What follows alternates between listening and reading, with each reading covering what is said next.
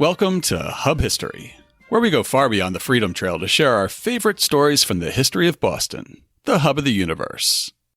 This is episode 234, Mutiny on the Rising Sun, with Dr. Jared Ross Hardesty. Hi, I'm Jake. In just a few minutes, I'm going to be joined by Dr. Jared Ross Hardesty, author of the new book, Mutiny on the Rising Sun, A Tragic Tale of Smuggling, Slavery, and Chocolate. Dr. Hardesty and I will discuss why a reputable sea captain would become a smuggler, trafficking in illegal chocolate and enslaved Africans. The risks an 18th century Bostonian would take to provide himself with a competence, or enough money to allow his family to live independently, and what it meant in that era to be of but not from Boston. At the heart of the story is a gruesome murder and mutiny on the high seas, illustrating the fundamental brutality of life in the 18th century. But the role of the church, specifically Old North Church, in the social and economic lives of Bostonians is also central to understanding the life and death of Captain Newark Jackson. Stay tuned to hear how Dr. Hardesty has illuminated a long-forgotten chapter in Boston history, uncovering the dark web of interconnections between Old North Church, chocolate, and chattel slavery. But before we talk about Captain Jackson and the Mutiny on the Rising Sun, I just want to pause and thank our Patreon sponsors. This week marks the 5th anniversary of the Hub History podcast, and the show's changed a lot in that time.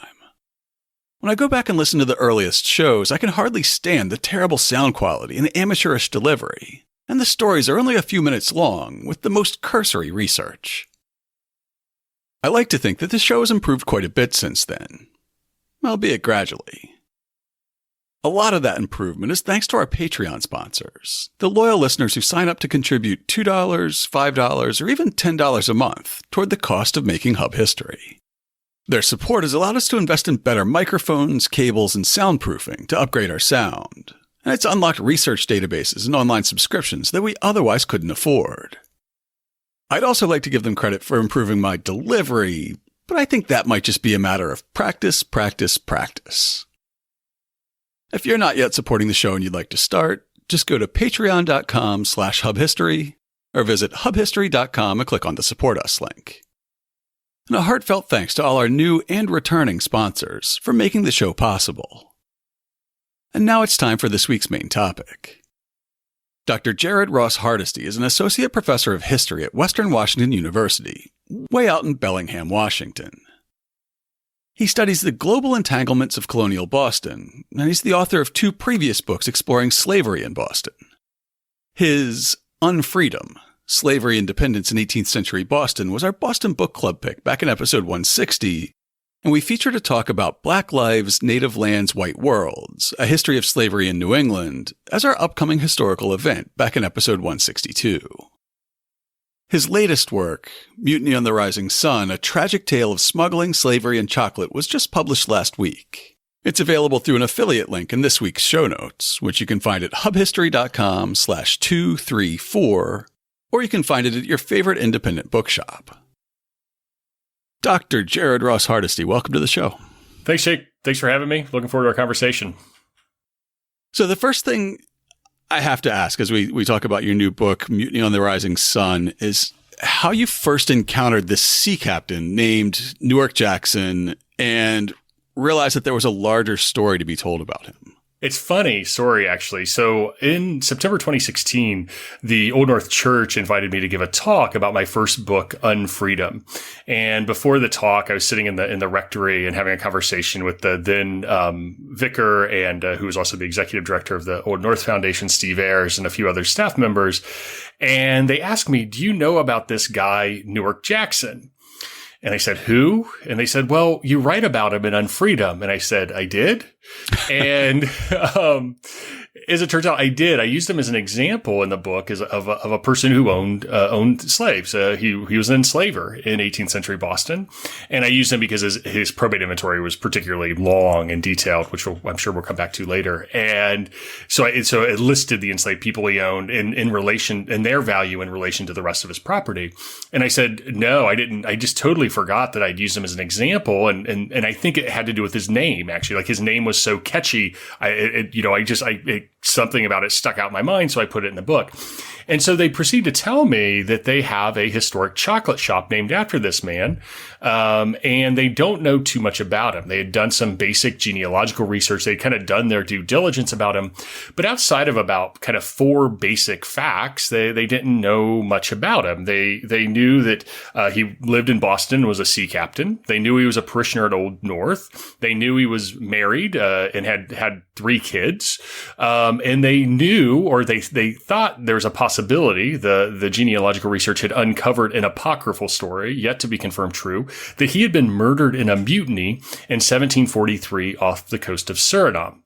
And so Old North had all these questions about Newark Jackson, about where he acquired the chocolate for his chocolate shop. He was a chocolatier in Boston. And in fact, that's why, when Old North opened their historic chocolate shop, they chose him. They had a list of parishioners who dealt in chocolate, during the 18th century. And I think once again, the name, right? His name kind of stood out.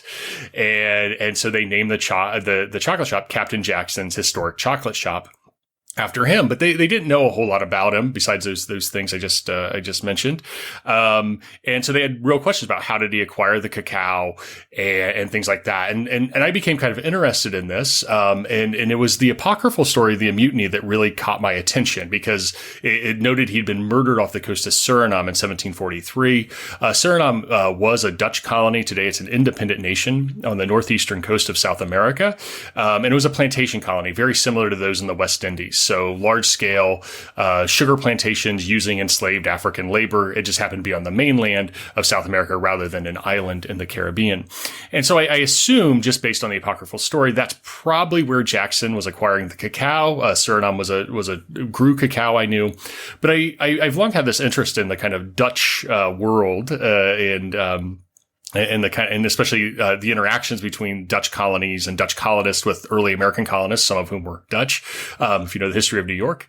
And so I have some friends and colleagues at Leiden University in the Netherlands, Carwin Fata Black, most importantly, for this story. So I write Carwin, and Carwin's an expert on the history of smuggling and slavery in Dutch Suriname. And he almost immediately wrote back and he said, your Captain Jackson's a bit of a smuggler, isn't he? He had all of these records of Jackson in Suriname, coming and going, and port entry records, which kind of answered that question, where did he get the cacao? Funny, and I was actually happy to leave it at that. It's like, okay, question answered, kind of moving on. And then a couple days later, Carwin emailed me again, and the subject line of the email was "murder!" exclamation point. And that'll get your attention. Yes, they definitely got my attention. And so the funny thing, he proved that apocryphal story of a mutiny was actually true. 2 of the mutineers were put on trial, and the trial records were in the Dutch archives. And now all of a sudden we had a lot of information to go off of, because when you begin reading the testimony, because it's the testimony of 2 mutineers and the testimony of the surviving crew of the mutiny, you all of a sudden, it opens this whole world up of not just about Newark Jackson, but this whole world of kind of smuggling, a smuggling ring. You start to get to know the people who are on board. You learn the names of everyone on board the ship. And from there, you can begin to start teasing out threads. And we realize there's a lot more to this story. And so with that in mind, with all that information in hand, Old North applied, and I served as the principal investigator for a Forrest E. Mars Jr. chocolate history grant from the Mars Chocolate Corporation to further research the life of Jackson. We received the grant, and we also received a matching grant from the National Park Service, the United States National Park Service, to conduct the research. And this allowed us to really dig into Jackson and his life. And so I ended up hiring a multinational team of researchers in the Netherlands and Boston, and then did some research myself to begin investigating not just the life of Newark Jackson, but the kind of smuggling ring that it uncovered. For the modern listener, it's really strange to hear chocolate framed as sort of the entry into this world of intrigue, of smuggling and murder and mutiny. How did Boston first come to be acquainted with chocolate? How did Boston get a taste for chocolate, this crop, this product of a very sort of narrow latitude in the tropics?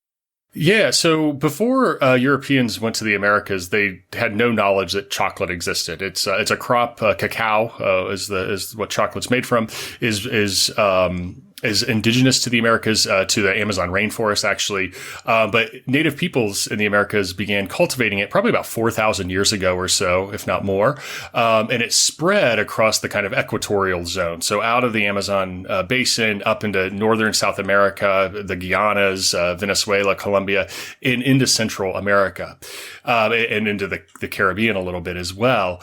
And it became a delicacy. So the Aztecs drank large amounts of what they would refer to as chocolatl, which is a drinking chocolate. The Mayans used cacao beans as currency. And so when Europeans first encountered indigenous people, especially the Mayans, so Columbus on his, I believe, second voyage encountered Mayan peoples out in the Caribbean, and they encountered cacao.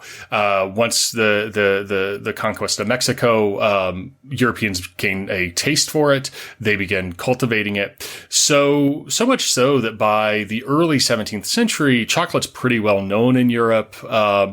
And over time, very similar to, say, sugar or something, more and more Europeans began consuming it, and European colonists in the Americas, Africans, everyone kind of around the Atlantic basin began consuming chocolate in larger amounts. Nevertheless, even as it was becoming a kind of everyday product throughout, it's still kind of exotic in the 17th and 18th centuries. And so we know, for example, the first references to chocolate in Boston are in the 1660s, of people importing it and consuming it that way. Chocolate's largely consumed as a drink in this time period. It's sweetened with sugar, sometimes mixed with milk, sometimes with water, depending on where you are. In Boston, it would have been mixed with milk. And with various spices, cinnamon, cloves, anise, orange peel, things like that. So it's this kind of spicy, rich drink. It's very good. There's a few brands that have replicated the taste of it. It's quite tasty. But it is largely consumed as a drink. And what people would do is they would buy it either as a drink, and serve to them in a shop. And that's how Newark Jackson served chocolate. Or it would be bought in bars and bricks that could be shaved down and mixed with water or milk. And Jackson sold that as well, kind of wholesale. Newark Jackson did not own a chocolate shop. He owned a shop that sold chocolate. So he sold a lot of other goods, cloth, things like that, pots and pans, all that, in addition to chocolate. And so what the chocolate required was an extensive amount of work once it arrived, because it arrived in Boston as what would be called cocoa. So when cacao's grown, it grows in pods, and those pods inside of it are the cacao seeds, essentially. And so you cut out the seeds from the pod and you leave them to dry and to ferment a little bit, and those are packed, and that's cocoa. Those are then they're ground down into chocolate, and they're mixed in with the spices and sugar and milk and all that to make a drink, and that's chocolate. So grinding those beans down is the process of making chocolate. So all of that work would have had to have been done in the shop. And so who would have done that? Well, Newark Jackson owned 3 enslaved people, Boston, Wareham, and a woman named, they were both men, and a woman named Siller, depending on how you want to pronounce it, or Scylla, possibly, if the New England accent holds true. And they were probably the ones doing that work. It's not easy work, right? To grind this down, and then you have to reform it into bars, which would then be turned into to drinking chocolate, or the bars would have to be packaged and sold. And so it's quite a bit of work, and they would have been the ones doing it, more likely not in the shop. And then Amy Jackson, while he's gone, would have been running the shop and overseeing those 3 enslaved people performing the work of preparing it. When I think of making chocolate in New England, I think a generation or maybe 2 generations later of the chocolate mill on the lower Neponset that eventually becomes Baker chocolate, where all that pressing and grinding cacao into chocolate was done by water wheels. Yes. And in the 1730s in Newark Jackson's shop, it would have been done by enslaved Black people. Yes. I mean, he had a chocolate mill, right? But it's a hand grinder that would have been run by enslaved people. And so so Europeans and Euro-Americans very quickly get a taste for this. It's sweet. It's kind of, all the things we associate with hot chocolate, they would have too. It's just kind of a nice beverage, and different for various reasons. That said, it was a relatively, despite it becoming increasingly common, largely because of cultivation. The Europeans began essentially attempting to mass produce it, grow it in large quantities, using oftentimes forced labor, either the forced labor of indigenous people in Spanish America, but also largely enslaved labor, especially in west today Venezuela. But you also, by the early 18th century, begin to see cacao spread to the Guianas and to few of the islands in the West Indies. And so Suriname's a major grower of cacao by the 1730s. The thing is, it's such a valuable crop, though, and there's such a demand for it, that there is this movement by European imperial powers, be they Spain or the Netherlands or Great Britain, to limit the ability to purchase it. So they essentially want to prevent outsiders from buying it directly from the source. They want to, say, if you're the Spanish, you want to import it from Venezuela to Spain, tax it, and then sell it to the British. Right? You want to collect the tax revenues off of it. You want to centralize the revenues from it. And most empires had passed laws regarding these sorts of commodities, sugars, another one, molasses, coffee, that they don't want a lot of trade from outside their own empire. And so they want to encourage trade within the empire because they're afraid of losing wealth. A mercantile system that'd be familiar to people who've read about the Boston Tea Party. Exactly. It's the exact same economic system, the kind of mercantilism that drives this kind of desire to control the flow of commodities. And so what this means is it incentivizes smuggling. It incentivizes people flagrantly violating the law, because who wants to pay all of these import and export duties on stuff when you can just sail directly to the source? There's very few enforcement mechanisms in place. So what seems to be such a kind of everyday product to us, chocolate, is actually could uncover this larger story of smuggling and imperial entanglements and all that. A quarter century-ish after your book takes place, smuggling is going to become a lot more identified as a patriotic activity in British North America as people are evading the Board of Trade. How did somebody choose to be a smuggler earlier in the 18th century, in the 1730s or 40s, when our Captain Jackson was more active?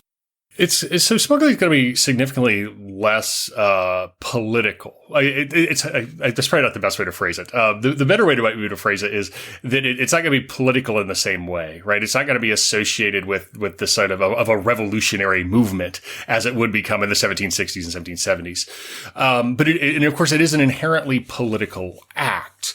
But to understand smuggling and say why people would engage in it is to recognize a couple factors. The first factor being that it is so ubiquitous in this world.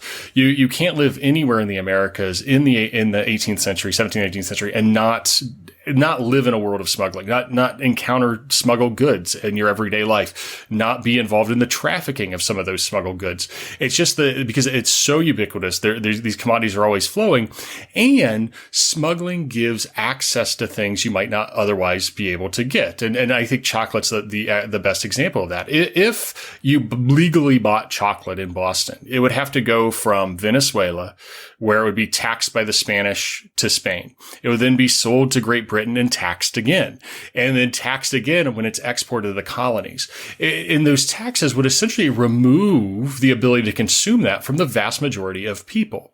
So if you want this stuff, you buy smuggled goods. This is kind of, so for a lot of people to get the things they want in the world, they just, they engage in this world of smuggling.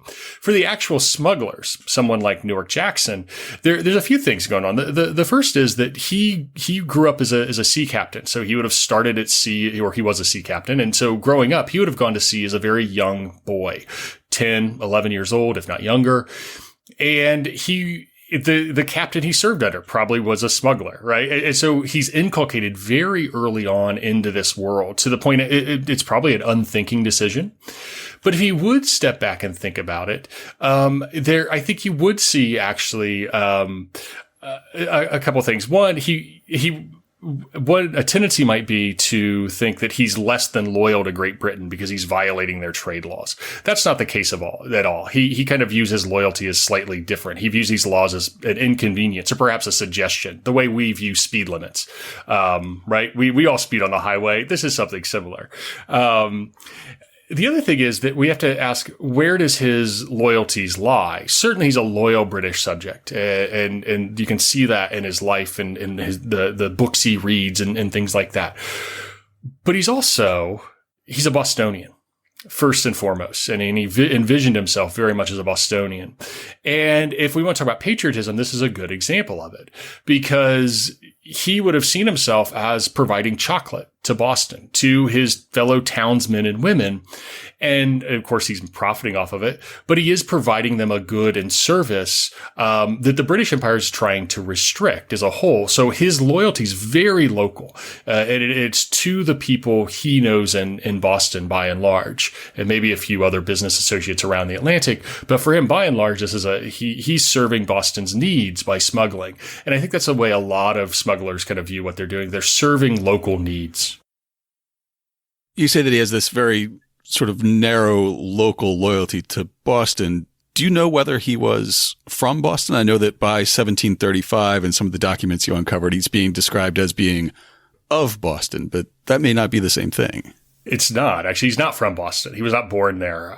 The records don't show where he's from. This is, the crazy thing about the records we uncovered in this study is, I can tell you in grisly detail a lot of things. I could tell you, how they're smuggling. I can the methods and things they're using, and other piece of information. I can't tell you where he's born. The documents just don't exist. I have some speculation. I have some ideas. I think he's probably from Essex County, North Shore, perhaps Marblehead or Gloucester.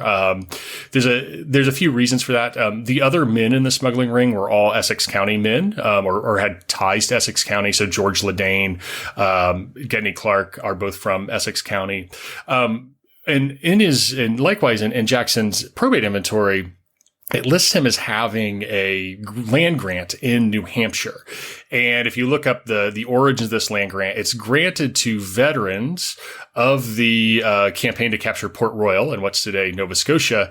It was a 1711 military campaign, and they got a land grant in New Hampshire for their service. And that's given to largely Essex County men, and some of the recipients of that had the surname of Jackson. So I kind of wonder if he didn't inherit that from a father or an uncle or something like that who had served. But then again, I don't even know what year he was born in. He was kind of mid-30s, probably in 1743. But that's all I really know. But he's not from Boston, but he is by 1735 of Boston. And that essentially means that he's made Boston his adoptive home. He identifies with Boston by that time. Absolutely. Not only has he made it his adoptive home, but he's recognized as a standing member of the community by everyone else in Boston. So he is essentially assumed the rights and responsibilities of being it's a reciprocal relationship of being of Boston. And there's a distinctive phrase, and I don't have the book in front of me, but I believe you refer to him trying to establish a competency. Mm-hmm. Can you tell the listener what it would mean to try to create or establish a competency, and then how that might also factor into his choice to engage in smuggling? Yeah. So, a competency is a term that you see pop up in all across early America, in the 17th, 18th, and into the 19th century, even early American, like in the early American Republic, they're talking about, building a competency. And it really means to establish an independent income for oneself, or enough of an income to be an independent actor in the world. And so it's a very vague term, because the idea of a competency could differ from person to person to person. So a farmer is going to have a very different idea of what his competency is, i.e. a little bit of land, some craft skills to do work for neighbors, that sort of thing, versus someone, say, like Jackson, whose idea of a competency might be significantly bigger, significantly larger, right? He wants, he may want, to own ships. He may want to own, or have access to various trade goods, right? To ensure that he has an independent independence or a source of income that allows him to kind of live an independent life. Sounds like almost what we would consider the phrase a self-made man today. It's sort of equivalent to establishing a competency then. Yes, absolutely. I mean, there is a little more of a communitarian focus on the idea of competency in the sense that, like, why do you establish a competency? So you're not a burden on the community, that you're able to function as essentially as an independent adult or independent man in the community. And you know, the thing is that I think the idea of a self-made man is because it does drive a sort of historians have shown this. It drives a sort of there's psychological implications to this, right? This is what's driving a lot of anxiety of early Americans in moments of economic crisis. Are they going to lose their competency? And it might cause them to engage in behaviors that we certainly might consider morally ambiguous or even worse, right? Like smuggling. And it incentivizes that sort of behavior, but it also incentivizes things like owning enslaved people, slave trading, right? This desire to establish this independent income might cause folks to turn a blind eye to some of the morally questionable activities, even things that are morally questioned in their own time, certainly legally questioned in the case of smuggling, but things that are morally questionable. It creates a deep drive, to continuously, borrow money to further expand your economic activities. So, end up in a lot of debt. These are all the sort of anxieties coming out of this desire to build a competency. Well, speaking of ending up in debt, you, at some point in your research, you did the 18th century equivalent of pulling Newark Jackson's credit report. So what did that tell you about him as a sea captain? He's nearly insolvent by the time of the mutiny in 1743 would be the short answer. He's borrowing significant sums of money, and it's unclear to what ends he's doing this for. I think it's his hands are like when I said, I talk about competency building. A lot of times what that means is your hands are like someone's hands are in a lot of different pots. And that's certainly true of Newark Jackson because he's a sea captain. That's like his main job, but he owns a shop in Boston. It's probably run by his wife, Amy, because he's out of town as a sea captain so much. Right. But he, in that shop, serves chocolate.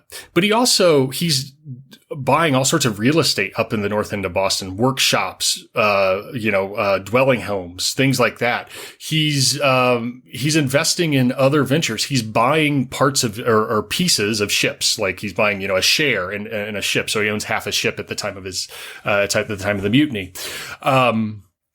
And so but as he's doing this, he's overextending himself. He's borrowing money. So a lot of that real estate's actually mortgaged. A lot of his cargoes for his ships, are collateralized by him. He's borrowing money to buy the cargoes and hoping, it sells for enough to service his lenders.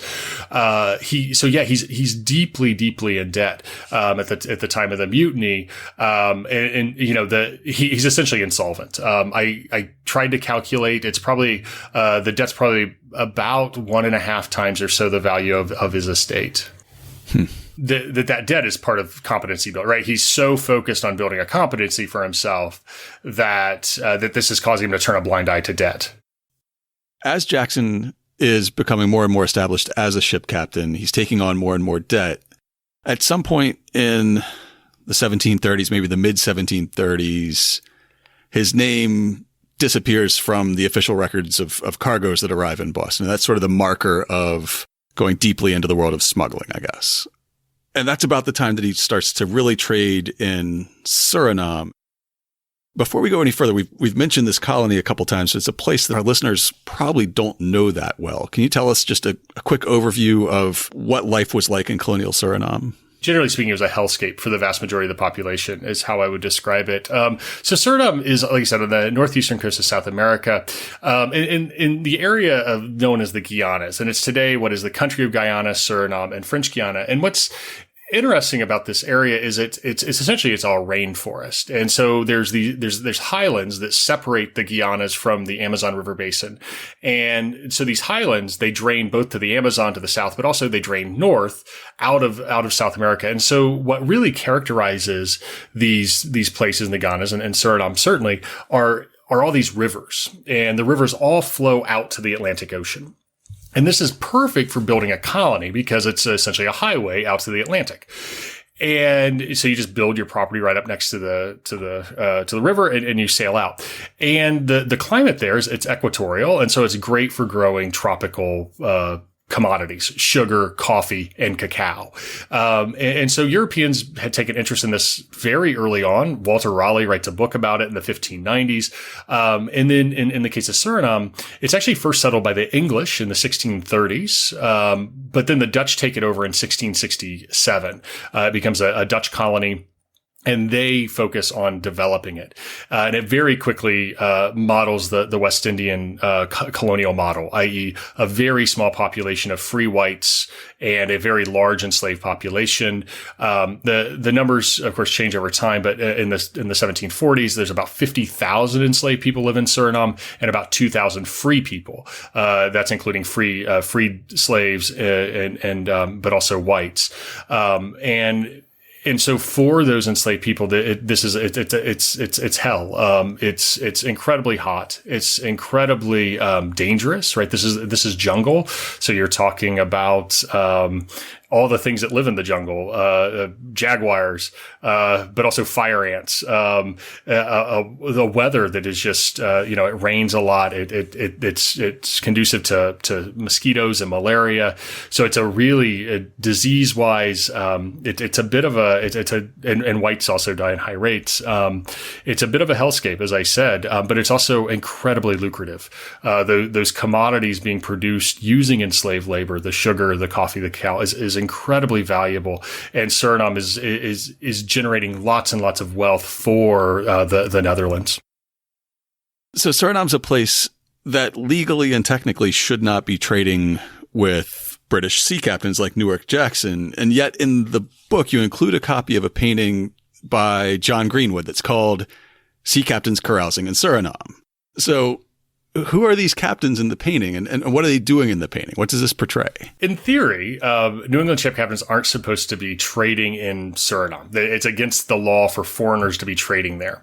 The problem was that first of all, the foreigners came anyways. And in a place like Suriname, it's pretty easy to buy off colonial officials. But also, these foreigners are providing things the people need. And in the case of New Englanders going to Suriname, they're providing livestock, especially horses. They're shipping horses from New England to Suriname, and those horses, they're riding horses. They're used to run mills. They're called Suriname horses. They're actually bred specifically for Suriname, and they're transported on the ships. And so in 1704, the Dutch government the Dutch government in Suriname, which is actually run by a private company. It's just this whole layer of things that adds some confusion. The Suriname is governed by this private company. They recognize that they can't just say have this blanket ban on foreign trade because it's happening anyways. So they might as well, open the door a little bit because they do need stuff from these foreign traders. They want the salt cod, they want the livestock, they want the timber from New Englanders. So they open the door and they allow New Englanders to trade as long as they bring horses with them. And so what will happen is a lot of times you'll find, when a ship comes in, it always notes in the records in Suriname how many horses are on board. And as long as they have a horse on board, they're allowed to trade. But even that trade's really restricted. They're only allowed to trade agricultural goods, by and large. And there's certain things that they cannot export. So they can't export cacao. And they can't export coffee. They are allowed to export some types of sugar and molasses, but everything else they're not. So essentially they're allowed to bring horses and fish and timber. They can trade that in Suriname, and they can buy sugar, molasses, and that's it. But the thing is, though, the moment you open the door to the legal trade, all that illegal trade is going to be happening right beside it. And that's exactly what happens here. And so this trade grows dramatically throughout the 18th century. The horses do keep arriving. Over 30,000 horses are bred in New England and sold to Suriname over the course of the 18th century. A significant number of a significant number of the foreign trade. It's like 3/4 of the foreign trade in Suriname, which is the bulk of its shipping, is actually New England merchants trading there. And so this brings us to that painting, John Greenwood's Sea Captains Cruising in Suriname. John Greenwood was a Boston-born painter, and in the early 1750s, Boston's economy was not doing so hot. So he moved to Suriname to look for patrons. And then his idea is he'd stay in Suriname for not very long, get some commissions, make a bit of cash, and then go on to Europe to master his craft. He had not learn perspective and some other parts of painting yet. The thing is, though, that he gets there and he ends up staying for 5 years because the money's really good. And he makes something like 3,100 pounds, which is an insane sum of money in the 18th century by the time he left. But he's commissioned to paint this portrait by 2 Rhode Island ship captains. So this painting, and if you take a look at it, I hope you can link to it, Jake. Yeah, I will include this in the show notes. Yeah, because it's a wonderful painting. It's not particularly well done per se. It's like I said, he's still learning perspective, but it's these New England ship captains. Just they have the upstairs of a tavern in Paramaribo, the capital of Suriname, and they're just profusely drunk. Partying it up. They're being served by enslaved people. And it shows the sort of lifestyle that these men led when they were in Suriname, that they're completely comfortable there. They're associating with each other while they're there. All of these things. A lot of folks for the longest time thought that this was supposed to be some kind of implicit critique of these captains. The thing is, it was commissioned by the merchants. They saw this as humorous, their behavior in Suriname, and because it's part and parcel of the wealth they were making while they were there. So when did Newark Jackson first voyage to Suriname? His first documented voyage, we have 1736. And there's a record from 1738 suggesting another voyage. And then we have the 1743 voyage on the Rising Sun. But there are probably more voyages. So in the mid 1730s, he begins going to Suriname. What sorts of goods is he taking both legally and then below board on these voyages to Suriname? And other than cacao, what is he hoping to come home with? Yeah, so he's taking a mixed cargo. He's taking all the produce of New England, so salt cod, other types of salted fish, which they're getting largely from the fishing banks of Newfoundland, buying from Essex County fishermen and fishing trades. Timber, all sorts of timber from northern New England. Once again. Agricultural goods, so corn, apples, salt beef, salt pork, stuff like that, grown and produced in New England. Probably some cider, things like that. So that mixed cargo, but he's also taking stuff that's all technically legal, as I mentioned, livestock as well. So his 1736 voyage, he took a horse. There's all sorts of stories about taking horses on board ship. It generally wasn't a good idea. But we could talk about that more if you want. But he'd take horses. So that's the legal goods. But he'd also take manufactured goods from Great Britain, especially cloth, and even manufactured goods from New England. And so one of Newark Jackson's, the executors of his will, of his estate, was a man named Thomas Greniff. And Thomas Greniff made instruments. He was an instrument maker, navigational instruments, compasses, sextants, things like that. Famous. You can still actually find them today. And he would take those as well. Now, both of those, the cloth from Great Britain and the navigational instruments, were technically illegal. Also, a number of like eyeglasses and things that they bought in Britain. Those are technically illegal to trade, but he took them anyways and sold them. The other part of the cargo he took, and it's unclear from the earlier voyages, but certainly by 1743, were enslaved people from West Africa. Many of these would have been picked up in the West Indies, most likely Barbados. I'm sure we'll talk about that more later, and taken then to Suriname. And it seems that over time, this smuggling ring, which is, using New England ships and ship captains, New England ship captains certainly, and crews, to go to Suriname to acquire cacao. Increasingly over time, they become more and more reliant on the trade in enslaved people. In return for all that mixed cargo of enslaved people, horses, whatnot, they are receiving cacao, coffee, molasses, sugar, also cloth. So they're taking cloth you can get in Britain for cloth you can get in the Netherlands. Also Asian goods. So tea, especially. Tea, porcelains from the East. And these are, once again, that's illegal to export out of Suriname. It's against the trade laws. It's illegal to import into the British Empire, but they're doing it anyways. So on both ends, he's smuggling on both ends. So for somebody who's always sort of hovering on the brink of insolvency, who finances Captain Jackson's voyages to Suriname and other places? How does he get the money to purchase trade goods, including enslaved Africans? So by the cargoes, they're on the ships. The owners of the ships, the merchants that hire them, they're purchasing that. But he does have to pay for a lot of things out of pocket. He has to, anything he takes. So one of the perks of being a ship captain is you get what's called a private venture, which is a certain amount of cargo space that you can use for your own purposes without, you don't have to pay freight fees or anything like that on. So any of that cargo, he has to pay for himself. He has to pay his crew in advance and then hope the merchant pays him back for wages. He has to pay any repairs on the ship. He has to essentially pay for that first and then be reimbursed. And in fact, we have a lawsuit of Jackson suing a merchant who sent him on a voyage for not paying for wages and repairs on a ship. So he has to front a lot of the money.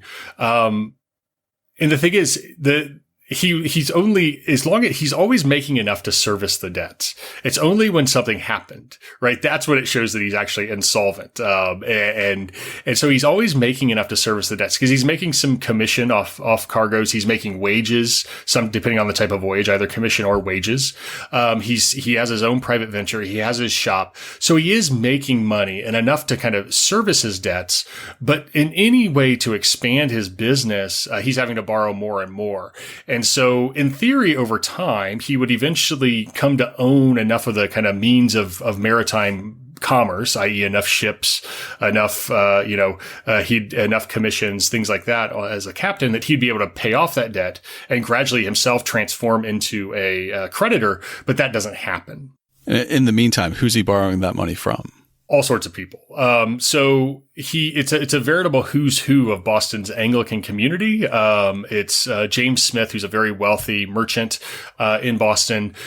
Some names that the listeners probably feel familiar with. Peter Faneuil was one of his creditors. Actually, in fact, about a 400-pound debt, which a significant sum of money, kind of comes to the surface shortly after the mutiny in 1743 between Faneuil and the firm of Faneuil and Boughton now, who is Peter Faneuil's business partner. So yeah, it's you read this list and you look at who are the leading merchants in Boston. It's Peter. It's like men like Peter Faneuil, James Smith. It's these really prominent merchants, James Allen, who were the kind of in the middle decades of the 18th century were the wealthy movers and shakers of Boston society. And you refer to some of these creditors as the Anglican elite. So these are folks that Jackson would know through his network at Christ Church or Old North Church. Yeah, absolutely. So it spans both the Anglican churches in Boston, King's Chapel, and Christ Church, which is today Old North. Old North's a younger congregation. Christ Church started in the 1680s. Old North starts in 1723.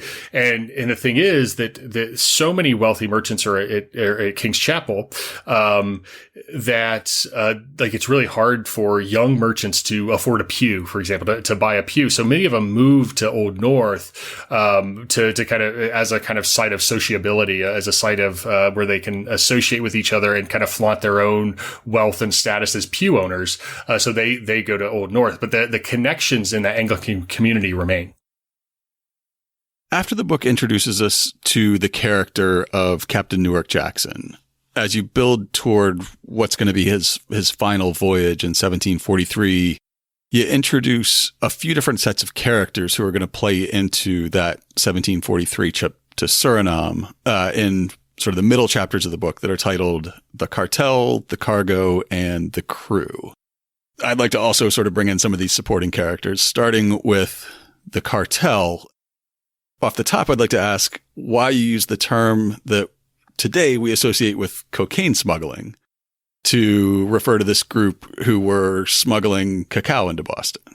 I think you answered the question. It was to be provocative, right? We're talking about a smuggling ring that trafficked trafficked human beings in addition to all these other goods in exchange for chocolate. And so using the term cartel, I wanted to imply a sort of nefariousness that we do associate with, say, cocaine trafficking today, because it's a fairly nefarious business. And the sorts of behavior that these men were engaging in was fairly nefarious behavior. Not to put too fine a point on it, but at the time, trading in enslaved human beings wasn't itself illegal. What the illegal part was where they were taking them. Right? Exactly. Yeah, exactly. In their world, these are respectable men. It's totally legal to buy and sell people in this world. It's just where they're buying and selling them is the issue, or how they're buying and selling them. The group that you refer to as the cartel, there are basically three central members. You have, and in my head, these aren't your terms, but in my head, I've been thinking of them as the money man, the inside guy, and the brains of the operation. I mean, it's like Goodfellas, right? So in my mind, George Ledane, who's in charge of sort of the New England cartel operations, was the brains of the operation. What was he doing in this smuggling operation? And then how does it sort of his family history and his career up to that point bring him into this business? Yeah, he has this kind of interesting background. He's from Essex County. He's one of the Essex County men. Ledane is actually, as it sounds French, but it's actually a surname from the Isle of Jersey in the English Channel. And if anyone knows their Essex County history, that in the 17th century, a sizable number of Jerseymen ended up in Essex County as indentured servants and working in the fishing trade and everything like that. So if anyone knows the Salem witch trials, Philip English, who was kind of part of those trials and who's accused of witchcraft, he was also a Jerseyman, and Ledane is a descendant of Jerseymen. And what's interesting about the Jerseymen is they're ethnically kind of French, but they speak a dialect of French, but they also speak English. But they are committed and deeply committed Anglicans. This is a really central part of their identity. They don't remain Catholic. They become deeply committed Anglicans. And so this kind of flexible identity, when they come to New England, they largely assimilate and they become very wealthy merchants and craftsmen and traders and all that. But they remain committed Anglicans. They never join the Congregational Church. And so that's a key part of George Ledane's identity, is that he's an Anglican, which explains why he's affiliated with Christ Church. But he also, he's from what's today Newburyport, which was then part of the town of Newbury. He married a woman named Mary Adams in 1728, and she was the daughter of a Boston shipbuilder named Isaac Adams. And when Isaac Adams passed away in 1732, his son Isaac Adams Jr. inherited the shipbuilding operation. And you can see why, having being a smuggler and having a brother-in-law that owns a shipyard could be a really useful thing. And so this gives Ledane access to ships. Much like Jackson, we have a number of shipping records related to Ledane going back to the early 1730s that put him in Boston. He moved there and with his wife and his in-laws in the late 1720s. And he's in the West Indies. We have him very early on, 1734, in Suriname in records. He realizes the money that's to be made there, especially in cacao, but really in all the Suriname trade. And so, yeah, he kind of becomes I like that term, Jake, the brains of the operation, of hiring ship captains, for this trade to Suriname, recruiting captains, probably helping to recruit crews, securing cargoes, of New England goods. That's kind of what he's up to. So then, for him to be able to secure these cargoes and hire the captains, he's got to be bankrolled. So the money man, again, my term, so sorry if it's not how you would envision it, is Gedney Clark. And Clark he lives in Barbados. So what was Gedney Clark's connection to Boston, to the money man and then the actual ship captains coming out of Boston? Yeah, I like to call Gedney Clark the Godfather, to continue our mafia terms. But Moneyman's also good. Gedney Clark, he's a merchant in Barbados. And if you didn't know any better, it would seem a very odd connection. But he was actually born in Salem, Massachusetts. So he's another Essex County guy. And in the late 1720s, he moved to Barbados. The early 1730s, he moved to Barbados, and he's of a very wealthy family, the Clark family of Salem. and his mother was a Gedney, thus his name. So these two wealthy merchant families from Salem, he's like the son of these families, and he wanted to get rich. So he moved to Barbados, which is what you would do. If you want to get rich, you move to the West Indies. And there he married the daughter of a planter. And so very quickly starts amassing, not only does he have his family wealth, not only is he a merchant, but he begins amassing plantations. As a plantation owner and as a merchant, he becomes very close with a man named Henry Lascelles and Henry's brother Edward Lascelles. These were men, they were the customs collectors in Barbados, which might be funny to think of a merchant engaged in smuggling, befriending the customs collectors, but that's because the customs collectors are smugglers too. And so he befriends the Lascelles, and the Lascelles are once again very wealthy family from Yorkshire in England. They become invest in a lot of plantations. They own a number of plantations in the West Indies, hundreds upon hundreds of enslaved people in Barbados, Jamaica, and other places that work those plantations. So they're filthy rich, and they realize that the big money in the West Indies trade isn't being on the ground in the plantations. You can make money, but the big money is doing consignment work as a major merchant house in London. And so in the mid-1730s, Henry Lascelles, now good friends with Gedney Clark, moves to London, and he begins investing in all of these sort of schemes that Clark is, all these kind of mercantile schemes that Clark's and merchant schemes that Clark's engaging in. And one of those is his work with George Ledane to hire New England ship captains to go to Suriname. So he's essentially being bankrolled and doing bankrolling himself. And then sort of the third member of this cacao cartel is Edward Toadhill, who I like to think of, Edward Tottle, who I like to think of as the man on the inside. Mm-hmm. So he actually lives in Suriname, I believe, right? Yeah. So he arranges the sale of these cargoes that are being brought in, whether they're legal or less than legal. How did he end up with a life that took him from New York City to Boston and then to Suriname? He's a fascinating figure, and probably the person I became most transfixed with in this project, and who he was and his background. So he's born in New York City. His father's a man named Jeremiah Tottle, and Jeremiah Tottle moved there shortly after the English conquest of New York, or of New Netherland, in 1664. Of course, New Netherland was a Dutch colony taken over by the English. And in typical, so he's this kind of small time, Jeremiah Tottle, Edward's father, is this kind of small time English merchant who saw the opportunity and married a daughter, Janneken de Kay, who was a daughter of one of these wealthy Dutch families in New York City. And so thus joining this sort of English, with the Dutch. And so Tottle's mother's Dutch. And so he grew up speaking Dutch in the household. And this is important. He's one of 9 children. And he's the second youngest. So there's not a lot of prospects for him in New York City. But his father, while in New York City, made a name for himself. He was an alderman and kind of, became quite wealthy.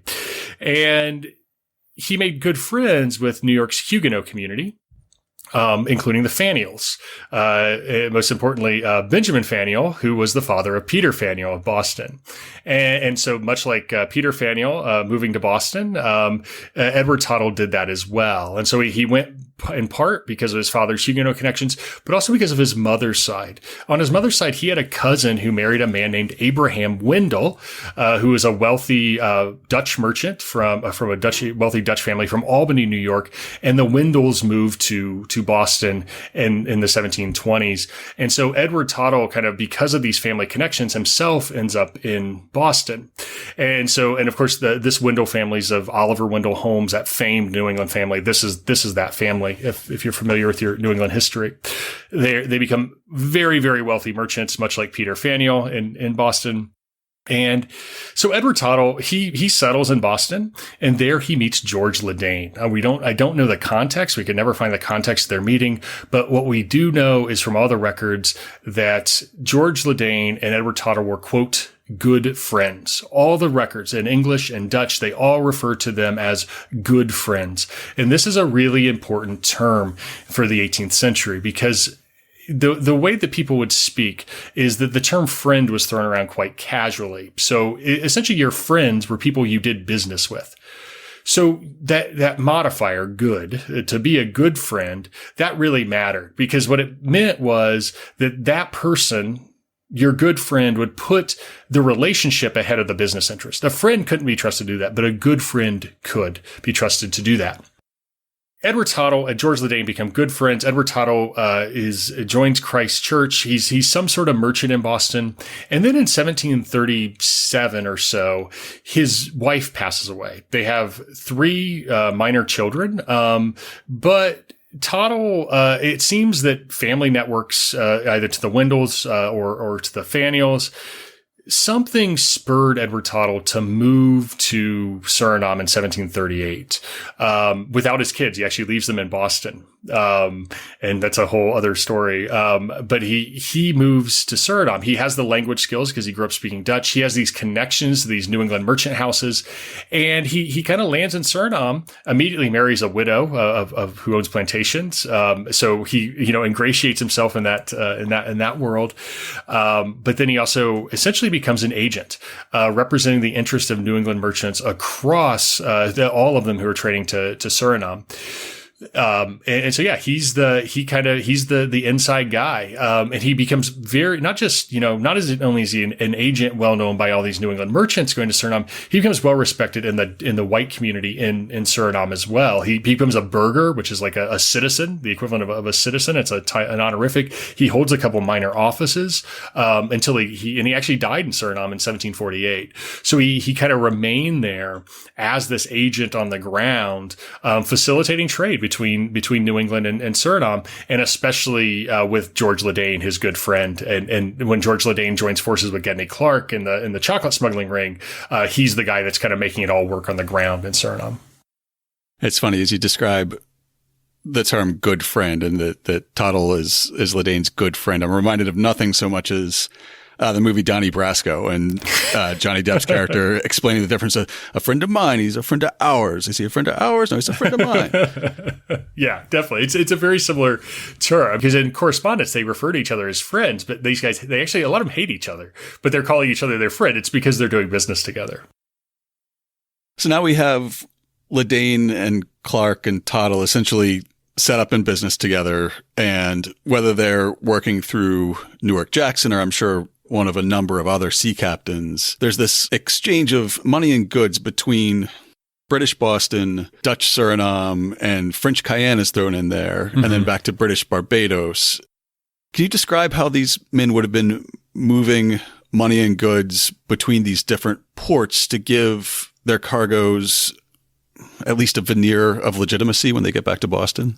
The movement is key, and to keep things moving and to have the paperwork denoting that movement. And so they would, one of the things the captains did is most of them they would go to Barbados and then board a different ship.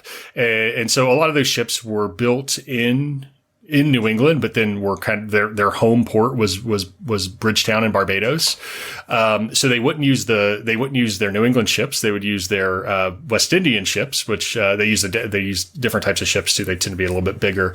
So that was the first thing, right? So they would not risk this long voyage. It's rather these shorter voyages from Barbados to Suriname and then to Cayenne, which is right next door to Suriname, to its east. And so that was the first step. So they would kind of change out ships, think about kind of like a getaway car, right? They would have these special ships they were using. But they would also always list their destination as Cayenne. And it's unclear why. So Cayenne is the capital of French Guiana. It's what cayenne pepper's named for it. That's perhaps its most famous, the thing it's most famous for. It's no longer, but it used to be an island at the mouth of a river on the coast of French Guiana, and it was its capital. And French Guiana, it's really undeveloped. There's like 5,000 people there in the 1730s and 40s. It's neglected by France. And so the question is, if you present that paperwork to a customs official that says you're coming or going to Cayenne, do they even know where that is? Do they, where is that place? Or they just kind of turn a blind eye to it? Because it was technically illegal to be trading there. But if you don't know where it is, right, you just kind of shrug it off. And it also, it made the whole process seem much more convoluted, because if you go to Suriname and you come from Barbados, and then you go to Suriname, but it says, your paperwork is you're going to Cayenne, but you're not going back to Barbados. That what's going on with that? And then the ship captains themselves throw confusion into the mix, because if you look at the entry of the Rising Sun in Suriname, it doesn't note that the ship's from Barbados. It notes that Newark Jackson is from Boston.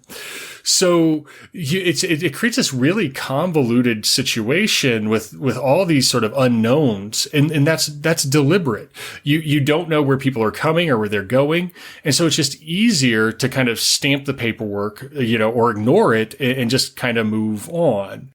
And if you happen to be friends with a semi-corrupt customs official, it helps them to just look the other way if it's a complex chain of paperwork. Right? Exactly. That's also key, right? So it creates cover for those customs officials to claim ignorance, to claim duplicity, right? That they can also cover themselves using because of this. So it's incredibly complicated. And the fact that many of these ships were going to Cayenne. So the Rising Sun was headed to Cayenne. We know a number of the ships went to Cayenne as well.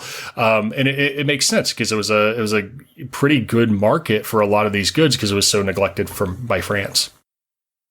So you use an interesting phrase in the book. You say that essentially, as the cargoes are being laundered through this complex paper chain of movement through different ports, the people involved they're laundering their reputations through Old North. What did you mean by that turn of phrase? It allows then for when that stuff lands in Barbados, it can become Barbadian goods and thus laundered and kind of launder it through there. So thus it's legal to be sold in the British Empire. And that's exactly what the Old North is serving, the same purpose for the personalities. Even by the standards of the 18th century, this is kind of duplicitous. It's shady. It's reliant upon, corrupt officials. Mm-hmm. And taken individually, trafficking in enslaved people, right? Taking individually in the 18th century, none of these are kind of morally condemnable. Taken together, though, they don't look so great. Even by 18th century standards, something's wrong with the character of those engaging in all these activities and doing all these things. So what an institutional affiliation like Old North does, it allows these folks to be standing good members of the community. And so Old North serves a really important function for this smuggling ring. All the folks in Boston, who were in Boston at any point. So everyone we've talked about so far, save Gedney Clark. So Newark Jackson, George Ledane, Edward Tottle, were all members of Christ Church. Mm-hmm. They all donated money to the steeple. They all, George Ledane and Newark Jackson owned pews. Other captains hired by George Ledane were members of Old North and donated money. And so by being church members, by donating money and time, this allowed them to kind of launder their reputation through this institution, because you start to question George Ledane's character. Then you say, oh, but he owns Pew 13 at Old North. He's donated all this money to the steeple. Maybe he's not such a bad guy. Maybe he's doing what a good community member should do. Right. He's participating in society in a proper way. And you guys even see this with Gedney Clark. Gedney Clark donated £100 which is a very large sum of money in the 18th century, to purchase Old North's peal of bells in 1743. And George Ledane secures that donation. So we have a thank you letter from the vestryman of Old North to Gedney Clark. And also thanks to George Ledane for securing the donation. So all of these men are using these sort of institutional affiliations and philanthropy to kind of launder their reputations as upstanding members of the community.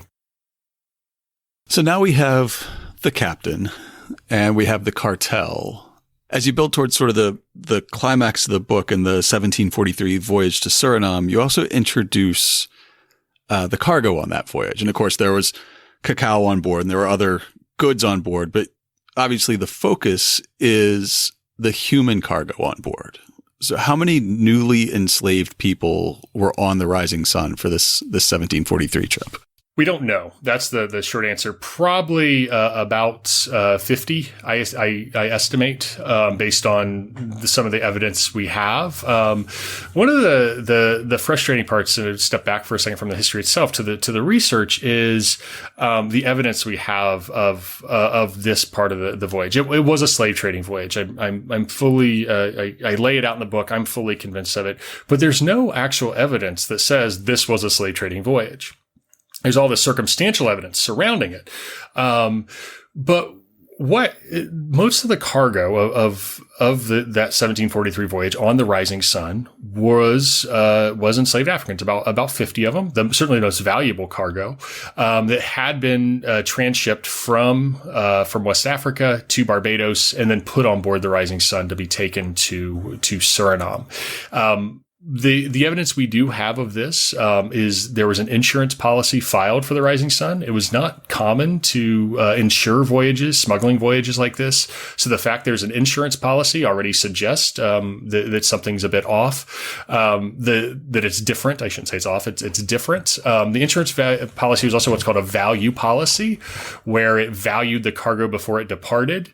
And there's reference later to the quote, ship and the Negroes being the valued cargo, once again strongly suggesting that this was a slave trading voyage primarily, or at least what was insured was the slave trading voyage.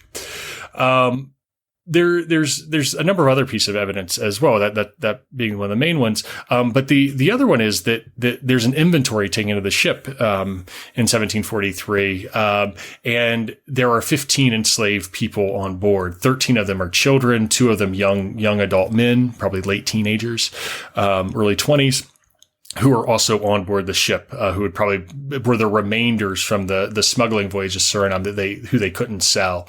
And so the question for me as a historian and writing this is, if we're going to center the different experiences of the people involved in this voyage, Newark Jackson, George Ledane, Gedney Clark, Edward Tottle, we also have to, in the rest of the crew we're talking about in a bit, we also have to center the experiences of those enslaved people, try to envision what their experiences were like. And this is really hard when we only have one piece of concrete evidence, the ship inventory, and then a bunch of circumstantial evidence. So how do we do that? How do we piece that together? Well, we have to look at the activities of Gedney Clark. We have to look at the activities of the Lascelles, who I mentioned earlier, and just kind of, and put this into its context to try to figure out who these enslaved people were.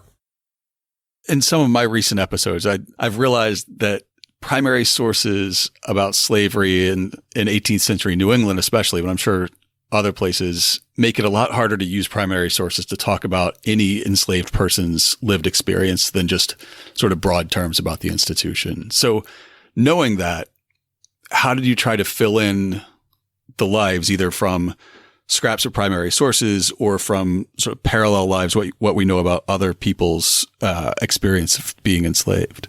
That's the one thing, right? I kind of understood the broader institution, what slavery was like, say in Suriname, and what that experience was like. But was the experience in Suriname different than in other colonies or other slave societies? Yes. Yeah, it definitely was. It's most similar to that in the West Indies. I talked about, Suriname, this kind of hellish place earlier.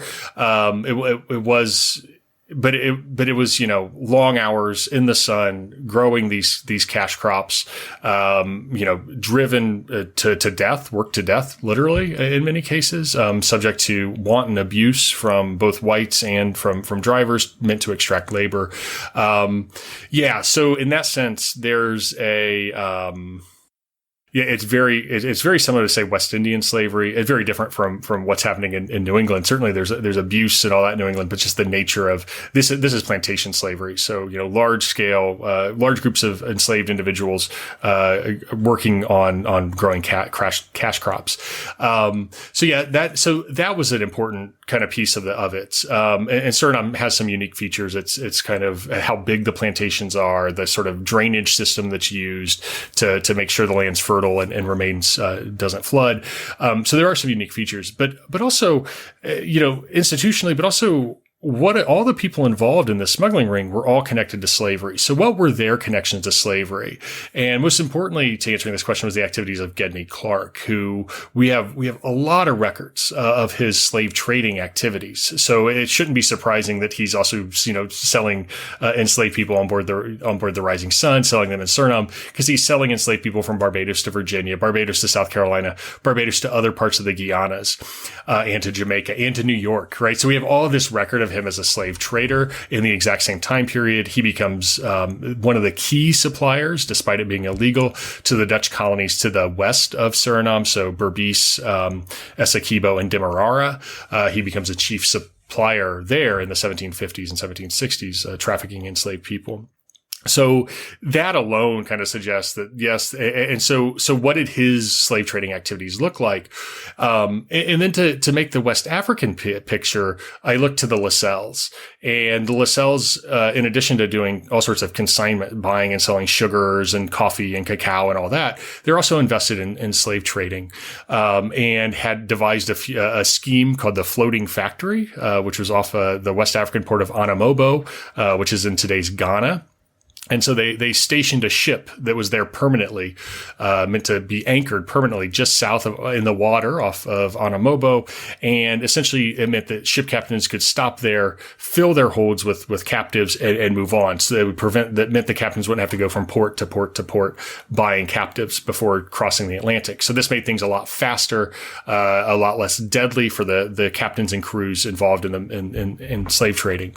The scheme falls apart, but not before the voyage of the Rising Sun. So some of the last voyages from the Floating Factory were in early 1743, and I speculate that many of the captives on board the Rising Sun were from some of these final voyages from the Floating Factory. And so that then, okay, so if they're captured in Anamobo, what's that like? What was that experience of being captured? And we have narratives. So we have the narrative of a man named Venture Smith, who was enslaved in Connecticut, actually, and later sat down to relate his life story. And Smith talks about being captured in the hinterlands of Anamobo and being sold there as a boy. He's about 8 to 10 years old. Of being sold. So now we have an experience of a young man, of a boy being captured in the same region as many of the captives on board the Rising Sun. And like I said, the captives we know most about were children. So Venture Smith's narrative can be used as a bit of a stand-in for their experiences. By the time this human cargo is loaded onto the Rising Sun, they've already been at sea for weeks or maybe more from the coast of Ghana to Barbados, right? Yeah, probably months. My guess is there was a short period of convalescence in Barbados. They'd have been offloaded, put into what's called a pen, PEN, that probably Gedney Clark owned. They would have been fed and watched. Some of them may have been sold to plantations locally, but they would have been put in a holding pen until they would be reloaded on the Rising Sun. Now, how long? A week, 2 weeks, a month? I don't know. What would the conditions on the Rising Sun have been like? It sounds like as a smaller ship, it was different than sort of the sketches or diagrams we've all seen of, a West African slave voyage. Definitely. So it was both, in some ways it would have been like much worse. In some ways it wouldn't have been much better. Now we have to remember we're talking about slave trading. So it's all relative here. It's all horrible. But being put on board the Rising Sun, 50 people on board a ship that was probably 70-ish tons, so not very big. A cargo hold, that it's the tallest is 9 feet by 60 some odd feet long, 9 feet tall by 60 feet tall. It would have been very crowded. Probably even perhaps more crowded than the transatlantic vessel. And they would have had to squeeze in between all the other cargo the Rising Sun was carrying, the barrels of fish, the bolts of cloth, the timber, all that stuff they're carrying.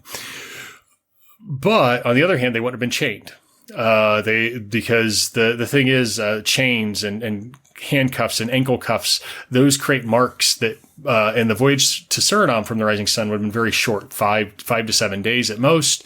And so, plenty of time for those sorts of wounds to develop from chains, but not to heal. And the food would have been much better. They would have taken on fresh water in Barbados. Jackson would have been able to buy fresh produce in Barbados. So it wouldn't have been just a diet of, preserved carbohydrates or yams or whatever they're feeding, or salt rations. It would have been a much healthier diet as well. And it's a much shorter voyage would be the key. And just to be clear, both the improved provisions and the not chaining them to avoid visible wounds, neither of those are about kindliness. They're about resale value. Absolutely. It's about preservation, preserving the cargo for sale. Yeah, absolutely. On that depressing note, so we've introduced our captain, our cargo, our cartel. The thing that's missing to take us up to the deadly mutiny that's going to happen in just a few short pages is the rest of the crew. So for this 1743 smuggling voyage with this human cargo of about 50 people on board, Newark Jackson's going to be the captain. George Ledane is going to be on board. But then there's also a larger crew. Yes. Everybody from the captain's boy to the first mate. Who were the rest of the crew members on this voyage? So all told, there are 11 people on board the ship. And so there's Newark Jackson, the captain, George Ledane, the supercargo or merchant who's in charge of managing the cargo. But in addition to them, you have Ledane has a clerk, a guy named John McCoy or John McKay, depending on the record you look at. You have a cabin boy, John Skinner, who's essentially like Jackson's apprentice and Ledane's kind of a servant. You have two they're referred to as lads in the document. They're young sailors named Josiah Jones and Henry Deveries. Deveries is from Boston. Don't know about Jones. You have the ship's mate, William Blake, the ship's boatswain, or spelled boatswain, but pronounced boatswain, John Shaw, and you have 3 able-bodied sailors who were recruited in Barbados to serve on board the ship.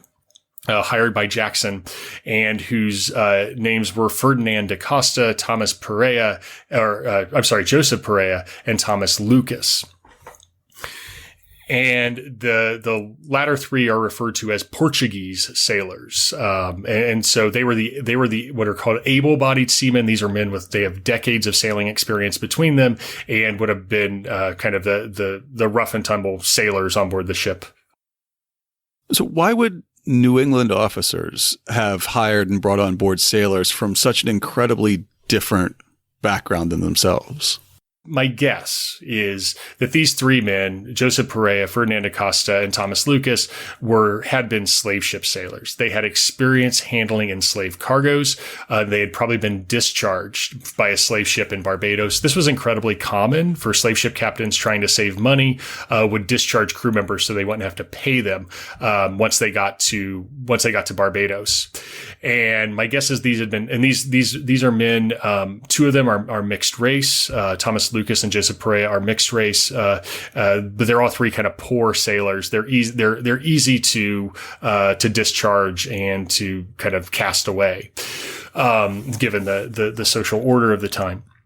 And so given their years of experience sailing, their experience handling enslaved cargoes, Jackson saw an opportunity because he needed a larger crew to manage that many enslaved people on board the Rising Sun. And Jackson, in his final moments, may have regretted that particular hire.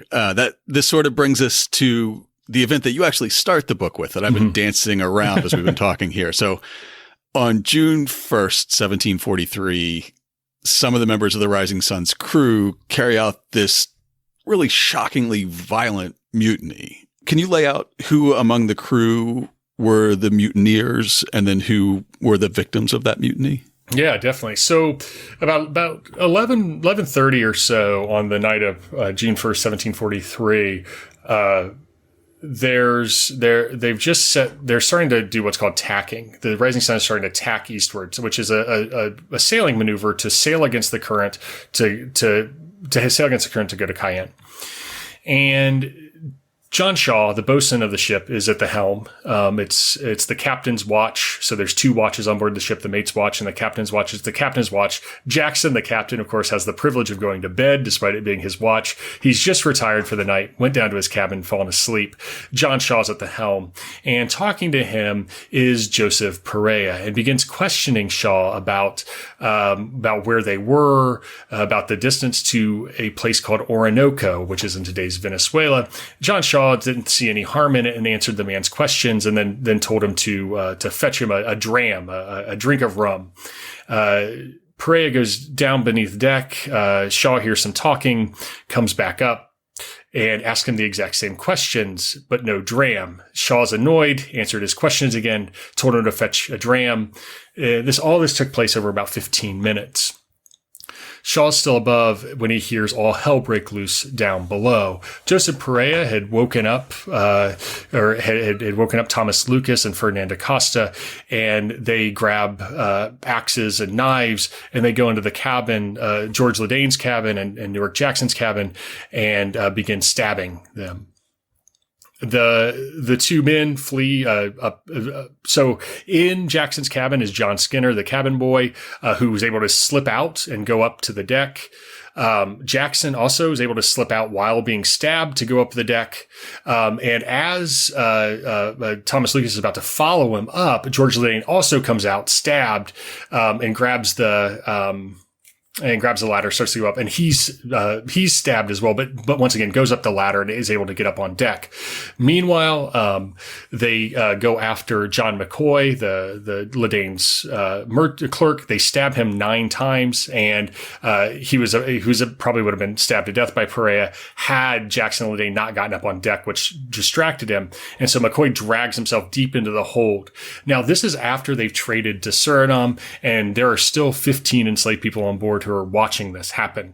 And John McCoy crawls, of course, they're down there watching this as he's crawling to hide below deck. The 3 mutineers do go up on deck to finish their job. And when Ferdinand Acosta gets up on deck, he drops his axe to turn his attention to George Ledain, and Jackson grabs the axe. He's laying on the deck, grabs the axe to defend himself. And that's when Lucas, according to Acosta's own testimony, so we can't trust it fully, Lucas tells Acosta to grab the axe and to begin chopping. Meanwhile, George Ledain has just laying bleeding out on the deck. Jackson's screams wake William Blake up, who's asleep in his cabin, in his berth, and he comes up the ladder and he's stabbed in the shoulder. He lays on the deck and he watches the rest unfold. Perea had grabbed Jackson's cutlass out of his cabin and was slashing at John Shaw. But right when he's about to dispatch John Shaw, the bosun, he's called over to help throw Jackson's body, overboard, and Shaw's able to get below deck. The mutineers then throw Jackson overboard, throw Ledain. Jackson's still alive when he goes over, and he's screaming as he plunges into his death. Ledain's tossed overboard. John Skinner, he's a young boy. He's maybe 10 years old. He's scared, understandably. He goes up the shrouds of the ship, which if you've ever seen a sailing ship, these are the rope netting that goes up the mast. He goes up the shrouds and refuses to come down. At this point, there's almost like a beat where the attackers can sort of catch their breath and they can decide who's going to live and who's going to die. From this point, they decide to murder some of the folks who made it through the initial attack, and then to spare some of the crew members who they had initially attacked and badly wounded. So who did they choose and why? Yeah, you're absolutely right. So now the question is who lives and who dies. And so we have John Skinner up on the shrouds. We have John McCoy down below deck bleeding out. We have John Shaw below deck bleeding out in his berth, and William Blake wounded on deck.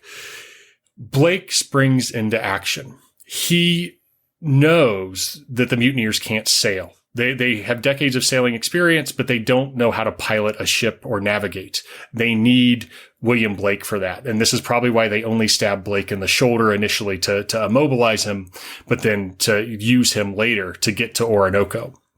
And this is just to interject for our listeners, this is a point in time when, while you may be a sailor and you know how to raise the main sheet, navigation is a very sort of academic art still at the time. It's a practical art, but it involves a lot of book learning. Yes, absolutely. Yeah. Being a mate which is essentially the pilot and navigator of the ship, requires quite a bit of knowledge and expertise, both, learned and book experience, right? You have to, both book and kind of actual on the job training.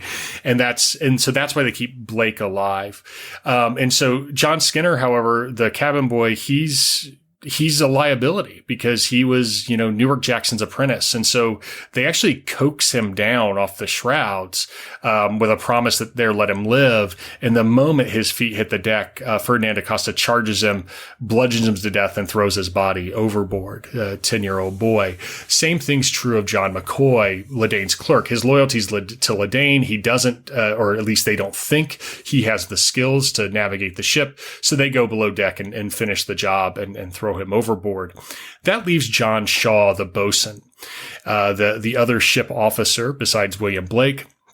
And they actually wanted to kill John Shaw, but William Blake intervened. He essentially said that that John Shaw had been, quote, many voyages to Essequibo, which Essequibo is the river to the west of Suriname on the way to Orinoco. So he's telling them that, and he speaks very good Dutch. So he knows this region really well, and will be an asset to them for navigating.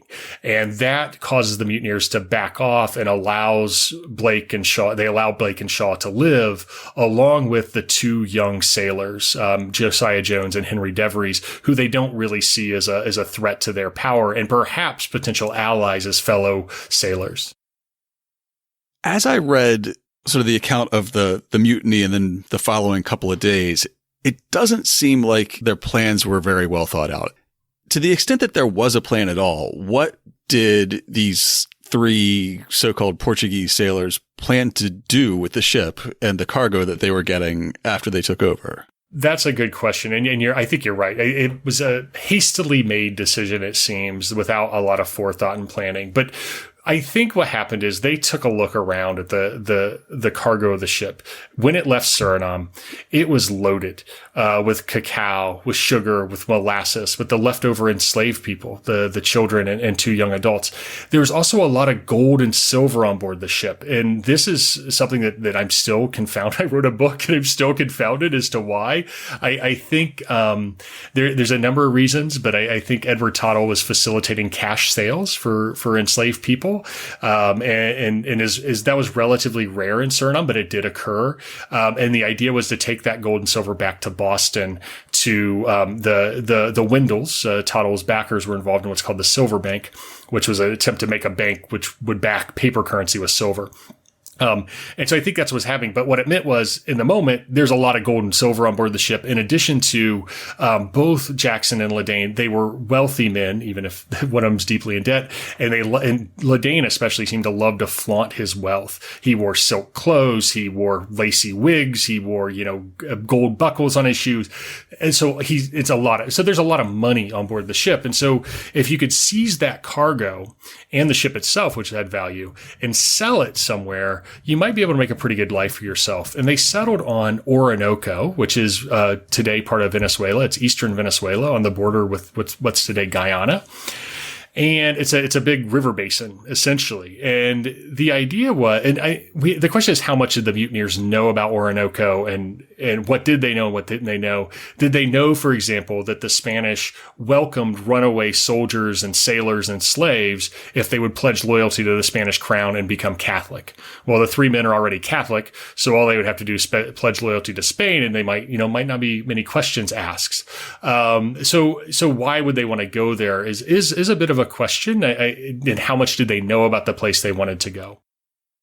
In the book, you noted that the part of the reason so many of those questions are unanswered is because the Dutch officials who eventually interrogate the mutineers had a lot more questions about what and how than why. They wanted to establish guilt not really motive. Absolutely. And that's fairly standard for legal procedure at the time, especially in the Dutch system, but really across Europe and European colonies, Americas, courts are much more concerned with what happened and to establish guilt than motive. They don't care about motive at the end of the day, like we might care about motive, because this was mutiny, it was murder. It's going to result in a death sentence. It's a capital offense, and so why there's not many shades there. They're not like trying to differentiate between manslaughter and murder here. They're just trying to establish guilt. For a death sentence and a guilty finding to result, these guys have to get caught. And so that really is going to fall to Blake and Shaw. And you describe the morning after the mutineers going back up on deck and scrubbing the deck like they would on another day, except this time they're trying to scrub away the blood, and they put a phony captain at the helm. So if anybody's looking, everything will look like it's normal on board the Rising Sun.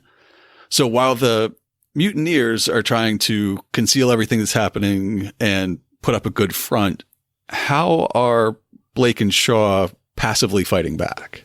Well, they hold the cards, and I think they very quickly realize that they can navigate the ship.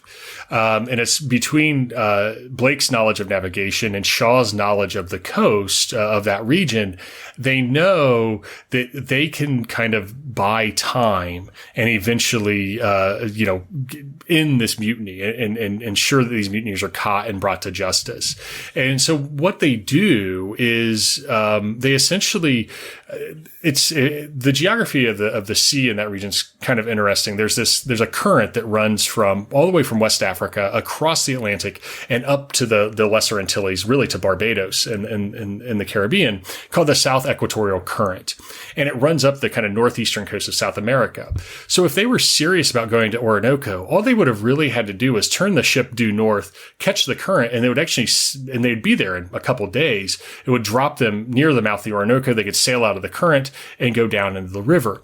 But instead, because the mutineers have no knowledge of the region or of sailing, they essentially just turn the ship due west out in there and near the coast, and so they're not in the current, and so the ship just kind of lumbers along the coast of Suriname very slowly for about 4 days, actually, until they come to the mouth of this giant river, and Blake tells them that they believe this is the Orinoco, and so they sail up the river, except for it wasn't the Orinoco.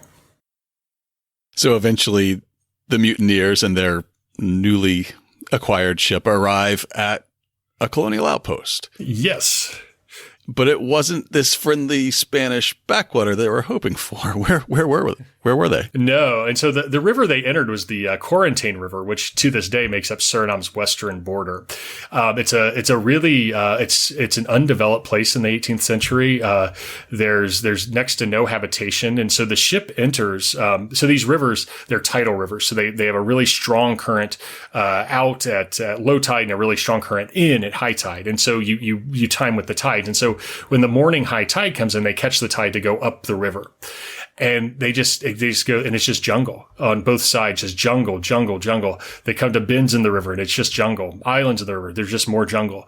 And finally they get about 60 miles in river, which takes a number of hours to move that far even with the current. And they see an outpost. And this is the moment. And Blake tells the mutineers that, yes, this is the Spanish outpost. I'll stake my life on it. He says, you can cut my head off if you don't believe me. And so Ferdinand Acosta puts on, George Ladain's clothes, his silk clothes and his lacy wig and his laced hat and his wig, pretending to be the captain. And they all, except for John Shaw, board the ship's boat and they row ashore, and a group of men come out to greet them, white men, and they all speak Dutch. Yes. So this was a Dutch outpost that sat on a footpath that went between that went across the footpath runs between the Dutch colony of Berbice to the west into Suriname. It's for interior trade, especially with the Amerindian peoples that lived in the interior. And so this outpost was there to conduct trade with Amerindian people and to kind of kind of patrol, keep a Dutch presence in the area. And so it's Corporal Jan Heiss is in charge of the post, along with a few soldiers and a couple translators, and some Amerindian allies are hanging out there when the mutineers arrive. The mutineers and Blake go on shore. How does Blake let the Dutch post holder know what's happened on the Rising Sun? So he plays dumb. He essentially, he asks if they're in Orinoco. He's like, I don't know how they're communicating because Blake can't speak Dutch. And none of the rest of the crew could speak Dutch except for John Shaw. So they must kind of communicate back on the ship and not going on shore. And so they must have communicated by hand signals or something. And they find out that they're not in Orinoco. So Blake plays dumb and says, "Oh, I have to go back to the ship and get my navigational instruments, get the charts, get the maps." And so he goes back to the Rising Sun and he grabs all of his stuff and John Shaw. So they go ashore and John Shaw then explains what's happened. And they're there long into the evening. The post entertains them, thinking they're just lost sailors, right? They kind of play along despite the fact that they know what's happening because Corporal Heiss had explained to Blake that it's going to take him time to assemble a force. He doesn't want to there's two things kind of running through his mind. The first is he doesn't want to risk his soldiers entirely, and he wants an overwhelming force to take the mutineers of Amerindian allies, of native peoples that he's allied with. But that they can be a bit finicky, and are not all, and to put them in danger, like this is going to do, he'll have to pay them, and it's going to take a bit, is essentially what he said. So, they're there late in the evening, and so Shaw and Blake pretend like everything's, that they're going to get back on the ship and sail back out and head to the Orinoco. They get back on the Rising Sun. The ship's boat is still in the water beside the Rising Sun, and Blake and Shaw are confronted because the mutineers know that they're not dumb, right? They know that Shaw's told the official Jan Heiss exactly what's happening. They want to. Joseph Perea says they should kill Shaw right then and there, but Ferdinand da Costa says, no, we need to leave. We need to get out of here now. The tide's going out. It's getting dark. We have to go now. When the two men get in an argument, Shaw sees the opportunity. He jumps overboard. Remember, he's been wounded. He's been slashed, but he jumps overboard into the ship's boat, and rows ashore. And they, instead of going after him, Da Costa and Lucas and Perea freak out. They literally cut the anchor cable, to the ship, and it takes off down the river. But it's just drifting, right? They're not navigating down. They're not navigating. No, it's getting dark. It's dusk. The current's flowing out fast with the tide, and they run aground. The next morning, they get up. There's no sign of Shaw. There's no sign of Heiss. They've moved up the river a little bit. The tide comes back in, so the ship floats because there's more water. And they begin moving. They begin going upriver a little bit. This time, of course, they're fighting the tide. The moment the tide begins letting out again, they run aground. So now it's June 7th, 1743, 2 days. And on that morning, after they run aground, they see three ships. They wake up the next morning hoping the ship will float again, and they see three boats coming at them. The first is the Rising Sun's boat, and Jan Heiss and John Shaw are in it, along with the Dutch soldiers, flanked by two canoes of Amerindian warriors, probably about 30 men in all told. There's a movement to Joseph Perea wants to load. The Rising Sun does have a couple guns on it. He wants to load it. But they very quickly realize that there's no sense in fighting. Perea is not a skilled gunner. There's not enough gunpowder on board to hold him off. So at this moment, Josiah Jones and Henry DeVries jump overboard and swim ashore. And the three boats surround the Rising Sun. Everyone boards, and in this moment, Joseph Perea actually jumps overboard and swims ashore and runs into the jungle, and disappears for a bit. Meanwhile, Jan Heiss arrests both Ferdinand da Costa and Thomas Lucas, and so this is how they're apprehended. And Blake and Shaw take the Rising Sun back to the outpost on the quarantine. So the mutiny is now over at this moment. But Perea is still on the run. How does he end up getting recaptured, or what? I should say, what becomes of Perea? What becomes of Perea? He's on the run. It's unclear how long. A few days certainly. And so Heiss, the first thing they do is they send out a short search party almost immediately. And I mean, this is incredible. And it tells you the anger and frustration that Blake and Shaw and Jones and DeVries have with these mutineers, because they actually joined the search party. I mean, Blake and Shaw have been wounded severely, and they've joined this search party to go into the jungle and find him. And they can't find him immediately. So they go back to the post in the quarantine, and Heiss hires a pretty good sized posse of Amerindian warriors to most likely Kalina, or Carib, as they're sometimes known, to track Perea through the jungle. And they eventually find him after a couple days. And they find him and they surround him. And he actually kills himself. He pulls his knife and stabs himself to avoid being captured, and then to prove that they apprehended him. The party actually beheads him to take his head back to prove to Heiss and then later to the governor of Suriname that he has been captured and killed. And mentioning that his head's taken to the governor brings up a good point, that the trial of the two surviving mutineers isn't going to be held in this tiny little outpost 60 miles upriver on the wrong river. No, it's going to have to be held in the capital.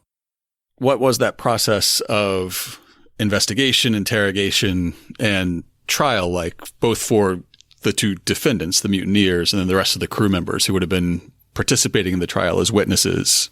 It takes about a week to go from this post in the quarantine to Paramaribo, the capital of Suriname, because you have to sail up the river, sail along the coast, and then back down the river to Paramaribo. So essentially make an upside down U shape. And that takes some time, or you can go overland, which would take even longer. And so that's one of the reasons the timeline. So one of the things that Heiss does is they get the Rising Sun back to the post in the quarantine, and he takes an inventory of the ship, everything on it. And then he sends Shaw and Blake and Lucas and Perea back to Paramaribo with a group of Amerindian warriors, of allies of the Dutch. This probably slowed things down quite a bit, because they're going to go in canoes, and they're going to go very slowly and deliberately to ensure that their prisoners don't get away. So they reach Paramaribo, and it's there that there's an initial inquiry done of a testimony of William Blake and John Shaw is taken. And then the mutineers, as they begin gathering evidence for the trial of the mutineers, but the governor and the Rad Fiscal, or the attorney general of the colony, are reluctant to begin the trial until they've somehow apprehended the third mutineer. So things are in limbo until they hear of Perea's death a few days later, about a week or so later. And the ship itself is actually left at the post in the quarantine for a long time, with Josiah Jones and Henry DeVries, who are in charge of the ship now, and have all these enslaved captives are still there too on board the ship.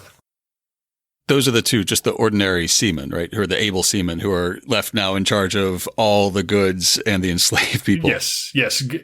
Who are probably no more than 20 years old. They're not much older than the enslaved people on board the ship. Big promotion for them. Yes, big promotion. And of course the Dutch soldiers are there and stuff too, but yeah, big promotion for them. So once word has traveled back to the rest of Suriname that we have the head of the third mutineer, what does the trial consist of beyond just the testimony of Blake and Shaw? So they bring the Rising Sun back as well, so it can be inventoried and inspected. Josiah Jones and Henry DeVries come back as well, along with the cargo, the enslaved children. And so the first thing that's done is a group testimony is taken of the four men, Jones, DeVries, Shaw, and Blake. They all sign it, and it's essentially a collective testimony, very similar to that offered by Blake and Shaw earlier, actually lacking in even more details. It's just really an account of the mutiny itself, meant to establish the guilt of the two men that will be put on trial. The two men are then put on trial, and by that they're interrogated. So the way that, once again, the Dutch legal process, there's no assumption of innocence. Like the they know that they're guilty. Now they just have to establish that guilt. So what we today think of presumption of innocence, that's just not there. And so, yeah, they just lay out questions because they want to figure out what exactly happened during this. And then once they question them, they get them to confess. They both sign their confessions, and then they can move on. It seems, Ferdinand Acosta is very clear that he knows it's over. You can see that in his testimony. He answers all their questions. He freely confesses to what happened. Thomas Lucas did not. He's much more obstinate. He only answered about a third of the questions. So there's like 70 some odd questions that the officials asked them. He only answered about a third of them. And then he also refused to confess. And his answers at one point were so misleading that he's actually forced to sit in the room with Ferdinand Acosta, who's confirming or arguing against him, at that point. So it's unclear. They do eventually get Lucas's confession. It's unclear if they used torture or not. The Dutch were not afraid to use torture even by this point, even by the 1740s. It was still, especially in Suriname, it was commonly used. So there is a potential they actually had to torture him to get his confession. And quite honestly, the means of execution aren't that different than what we might call torture. So once they've secured these men's confessions, they're obviously found guilty, then the death sentence that was probably inevitable from the beginning of the trial is on the table, and it's up to the colonial governor to decide the method of execution. So it sounds like they have to both choose something that'll fit the crime and also serve as a deterrent to anybody else who might be another sailor who might be tempted to mutiny in the future. So what was that? Yeah, it was, it had to be as much performance as it was execution, right? Just going out and hanging these men or beheading them was not going to cut it, because the governor says he has to send an example to sailors. And so what he decided on is that he actually decided he would use the rising sun as a prop in this spectacle. So he had the rising sun moored in front of Fort Zeelandia, which is the main fort in Paramaribo, actually built by the English, but it's the center of Dutch authority. There's a dungeon there, and that's where the mutineers were held during the trial. And so the rising sun's moored right there at the fort. And they put a beam across the main mast of the schooner. And the two men are hauled up by their armpits and hung there by their armpits up on this board. And then the executioners, who tend to be either free black or enslaved people in a slave society like Suriname, they use red hot pincers to pull off skin where they had stabbed all the other crew. So Jackson, Ledane, Skinner, McCoy, Blake, and Shaw. They use hot pincers to pull off their flesh, the places they'd stabbed other people, and they were left to hang there for 24 hours. Or they were left to hang there for a bit longer. And then they were taken down, and the Dutch authorities, this was a common torture and punishment in Suriname. They took a giant iron hook and rammed it through the rib cages of the two men and hoisted them back up on the yard arm that they had built on the ship and hung them there for 24 hours. According to the accounts of the execution, one of the two men, I'm not sure if it was Lucas or Da Costa, was still alive 24 hours later. They hadn't perished. And they are then beheaded, and their heads are put on display as a warning to sailors coming into Suriname. So that is the gruesome end of our surviving mutineers.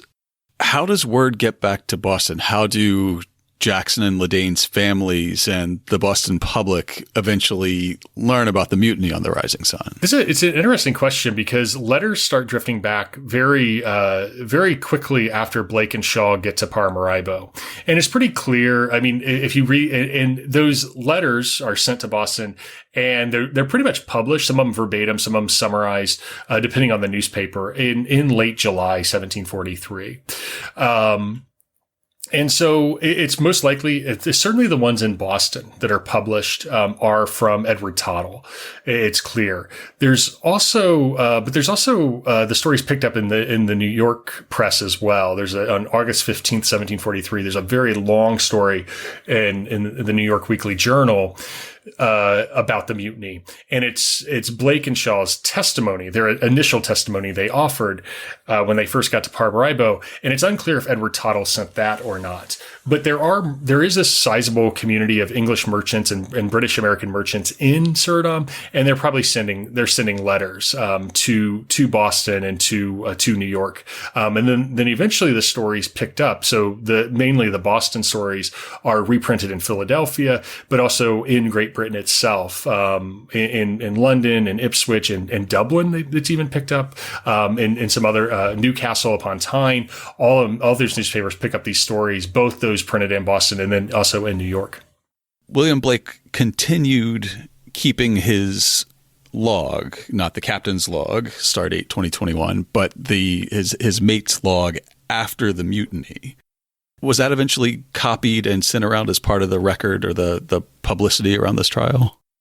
Yeah, so he continued keeping his log after the mutiny. So both captains and mates keep logs of the joint. So he continued keeping his log, and that became the basis of evidence for the crew and the basis of the account. And so when they essentially, it seems the accounts that are published in Boston and New York seem to have been William Blake's account augmented, or William Blake's his log augmented by John Shaw's testimony, because they both tend to be signatories, and Edward Tottle probably helped them prepare that testimony.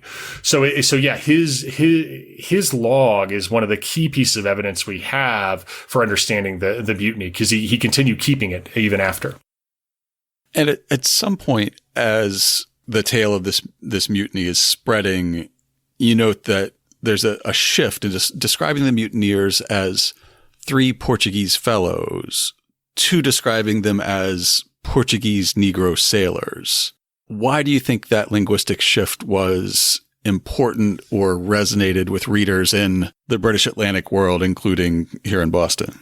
Yeah, you're absolutely right. So their identity gradually changes as the story travels, and especially in the British press, but really everywhere, they transform from being these Portuguese, just called Portuguese sailors or Portuguese fellows, to Portuguese Negro sailors, and that the element of race is introduced. And I think really, and this I argue this in the book, is that it essentially makes the story more digestible. It takes what was a seemingly senseless event and adds a key piece of context for understanding why it happened. Essentially, it blames this mutiny on these men's inherent blackness, on their race, that they are, that's why they did this. That they're black men who could not be they couldn't be trusted, and they're duplicitous, and so they committed murder, and so it becomes a racial story by the end, and that adds a sort of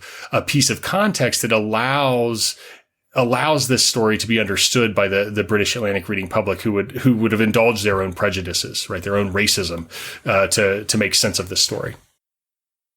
And an execution sure sounds final, but that's not really the end of the story, because now Edward Tottle's left to recover a ship that everybody knows was used as a smuggler, and he's got a cargo that everybody knows was contraband.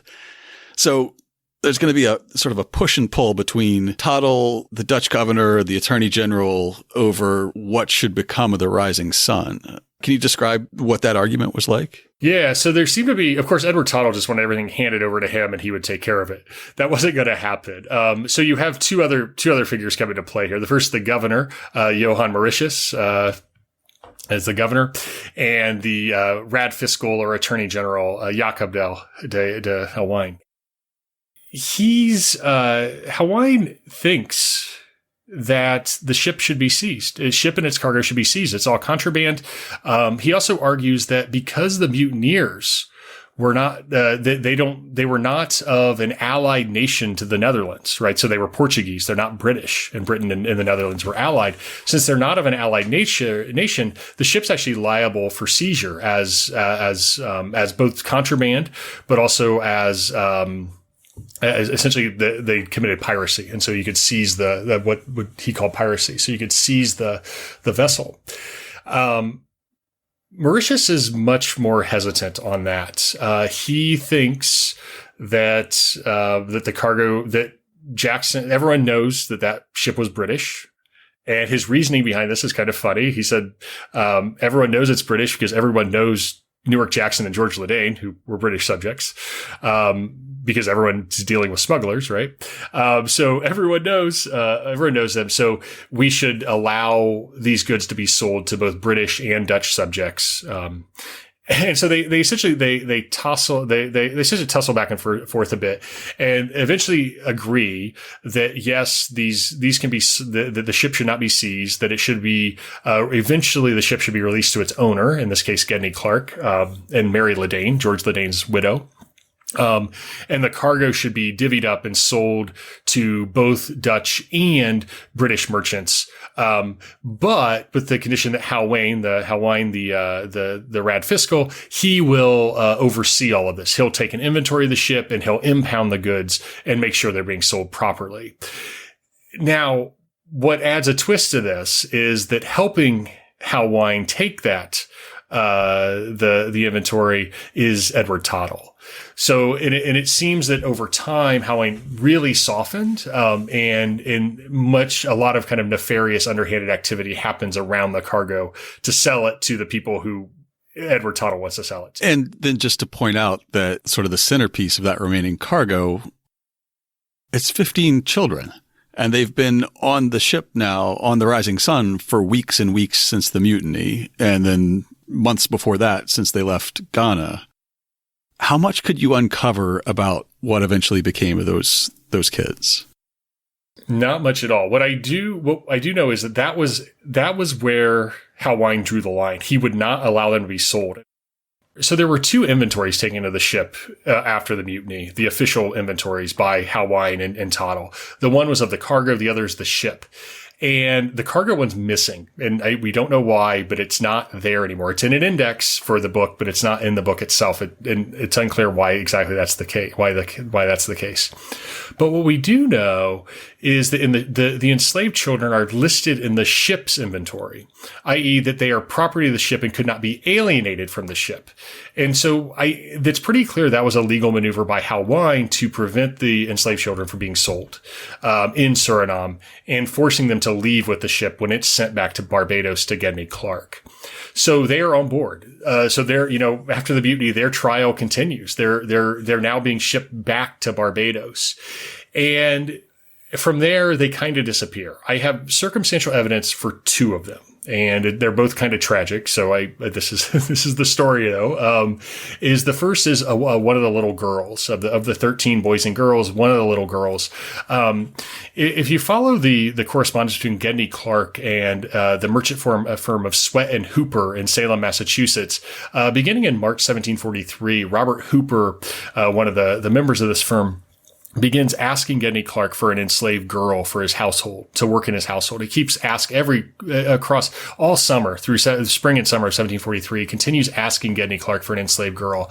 And finally, Gedney Clark sends an enslaved girl in September 1743 to Robert Hooper. And I'm pretty sure she was a girl off the Rising Sun, that he had just gotten the ship back, needed to dispose of the cargo that was remaining on the ship, including the enslaved children, because he was not going to get an insurance payment for them, because they were still on board the ship. So he couldn't claim them. So he had to sell them himself or dispose of them himself. So he sent this little girl to Robert Hooper. She died less than 24 hours after arriving in Salem, Massachusetts. Massachusetts.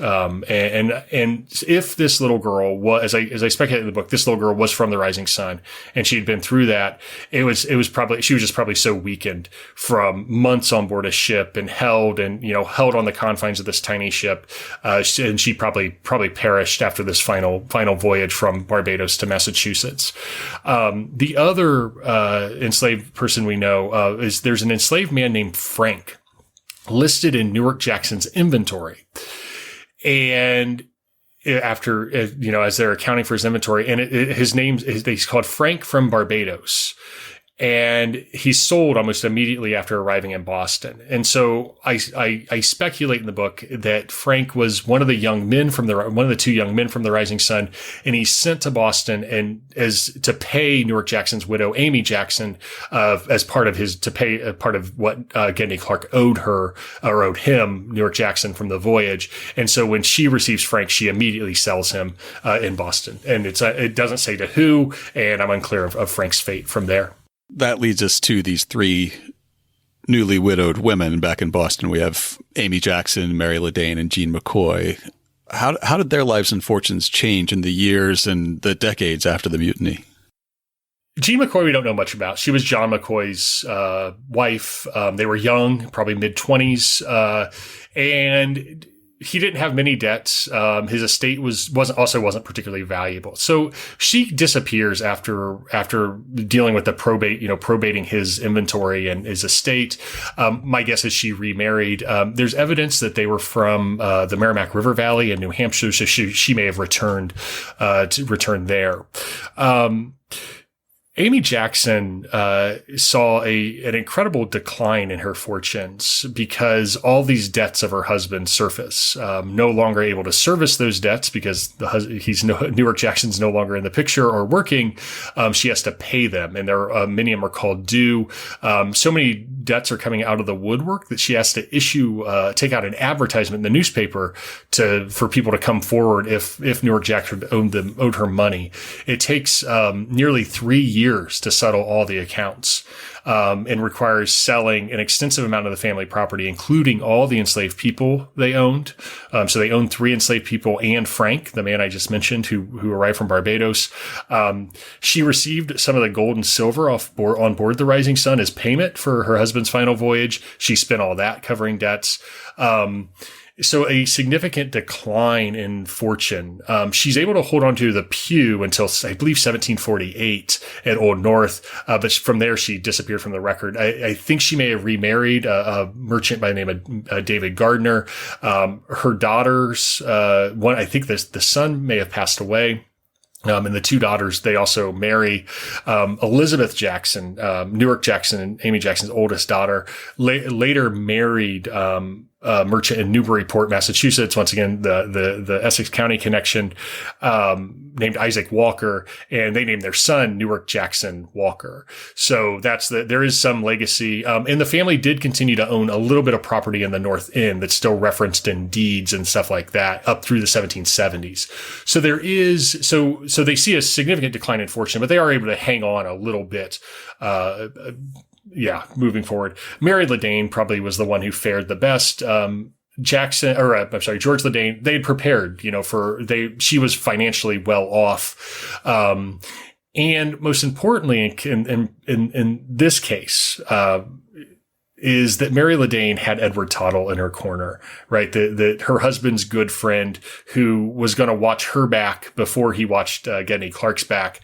And so almost immediately upon learning of her husband's death, the first thing she does is she goes to the probate court and issues a power of attorney for Edward Tottle to take care of all the affairs in Suriname.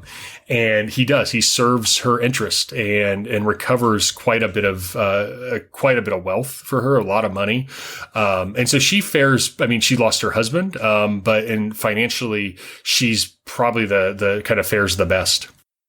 So we see that this works out pretty well for Mary Ledane. You say that she lost her husband, but financially, she comes out more or less ahead. What does that say for how Gedney Clark's fortune fared in this period? his fortune fares pretty well. What we have to remember is that Gedney Clark's hands are in a lot of different pots. And so this is one of many things he's involved in. In terms of this venture, though, it doesn't turn out particularly well. He's left to fight with the insurers. And the insurers, so they essentially what happens is, they acquire the insurance in London from a group of underwriters. One of the main underwriter, 1,500 pounds of insurance, so a significant amount, for both the ship and its cargo. And like I said, probably what was most insured were the enslaved people on board. And the underwriters, one of the largest underwriters, Henry Lascelles, at 500 pounds. But the other 1,000 pounds comes from a group of various merchants who chose to underwrite the venture, and they refused to pay. They claim that they have to see exactly. They want to see a full accounting of the ship and its cargo. How much damage did the ship sustain and what's it worth? How many enslaved people were left on board that they don't have to pay out for because they could be sold elsewhere? How much money did you make off the cargo that's left that we won't have to cover? Right? They want all of this information, and the only source of especially regarding the cargo, the only source of information is Edward Tottle, and he just plays the long game. He doesn't really refuse per se, but he sends some accounts here and there. He sends some. He always promises, I'll get you the paperwork. Or, the rad fiscal, he needs the paperwork. And then once I talk to him, I'll send you the paperwork. Right. So there's this constant, kind of deflecting.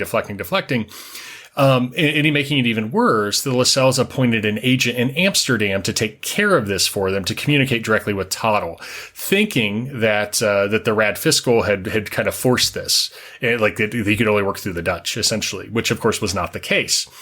So Tottle just kind of plays the long game, and essentially they never get paid. It's unclear if the insurance claim ever went through. It probably didn't. But the only payment that Clark and the Lascelles, his investors, ever obtained was payment for was what he sold the ship for and what he sold the remaining enslaved people for. That's all he ever made from the voyage. And so it caused a total breakdown certainly between Edward Tottle and Gedney Clark. And it tells you, what the importance of being a good friend, right? Like Tottle serving the Ladain's interests first and then Gedney Clark's interest. And so, and this is happening at the exact same moment that Clark's relationships with other New Englanders are falling apart. He's having another business argument with the Swett and Hooper, who I referenced in Salem, with Edward Bromfield in Boston. And so so this is a turning moment in Gedney Clark's career, because he essentially comes to see that maybe New England's not the place where his fortune lies, working with New Englanders. He maintains family connections, of course. He maintains some friend relations, although those fall apart too with the Wendels over a business dispute. But he really turns his attention to cultivating his London investors, like the Lascelles, like others, and essentially putting money into buying up plantations and enslaved workers in the Guianas and in other places. And so his entire focus kind of switches. He switches focus, essentially, and moves away from New England as a whole. And that's kind of indicative of what's going to happen in the 20, 30 years before the American Revolution, is this kind of separation between the West Indies, which had been so close with British North America. That separation begins to happen. And this is a great microcosm of that. And it works out really well for Gedney Clark. He's probably the richest man, or one of the two richest men in the British Empire at the time of his death in 1764. Not a bad gig if you can get it. No. You wrote about how you first encountered Jackson, or you re-encountered Jackson in this conversation with Old North. And now your research has led to a lot more of the details about Jackson's role in human trafficking and enslaving being rediscovered. And Old North has had to re-examine their relationship with Jackson. They've taken his name off their historic chocolate program. They've started to reinterpret or add new interpretation around his role as a captain in enslaving people. But you point out that there's nothing unusual about Jackson. There's nothing unusual about this voyage right up to the moment when the mutiny begins. What does that tell us about how many similar captains or similar voyages or similar human cargoes would have been out there that aren't recorded in a trial, a mutiny trial that comes out of them?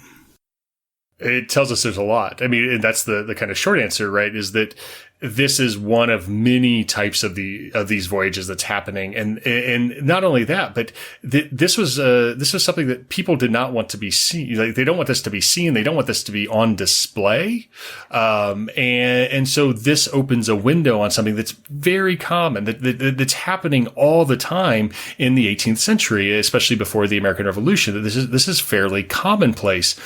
That this connection between kind of smuggling and slavery, that it's totally commonplace, and that when we think about smuggling, or we think about slavery for that matter, we should also be thinking about they should be thinking about the other one. That these two practices, smuggling and slavery, are deeply interconnected and interlinked, and form a cornerstone of the early American economy, and as I say in the book, the kind of rise of capitalism in America. And as we think about how central to merchant Boston's identity smuggling was in the decade or so before the American Revolution, maybe we should re-examine what that means for the connection of Boston to slavery as well. Absolutely.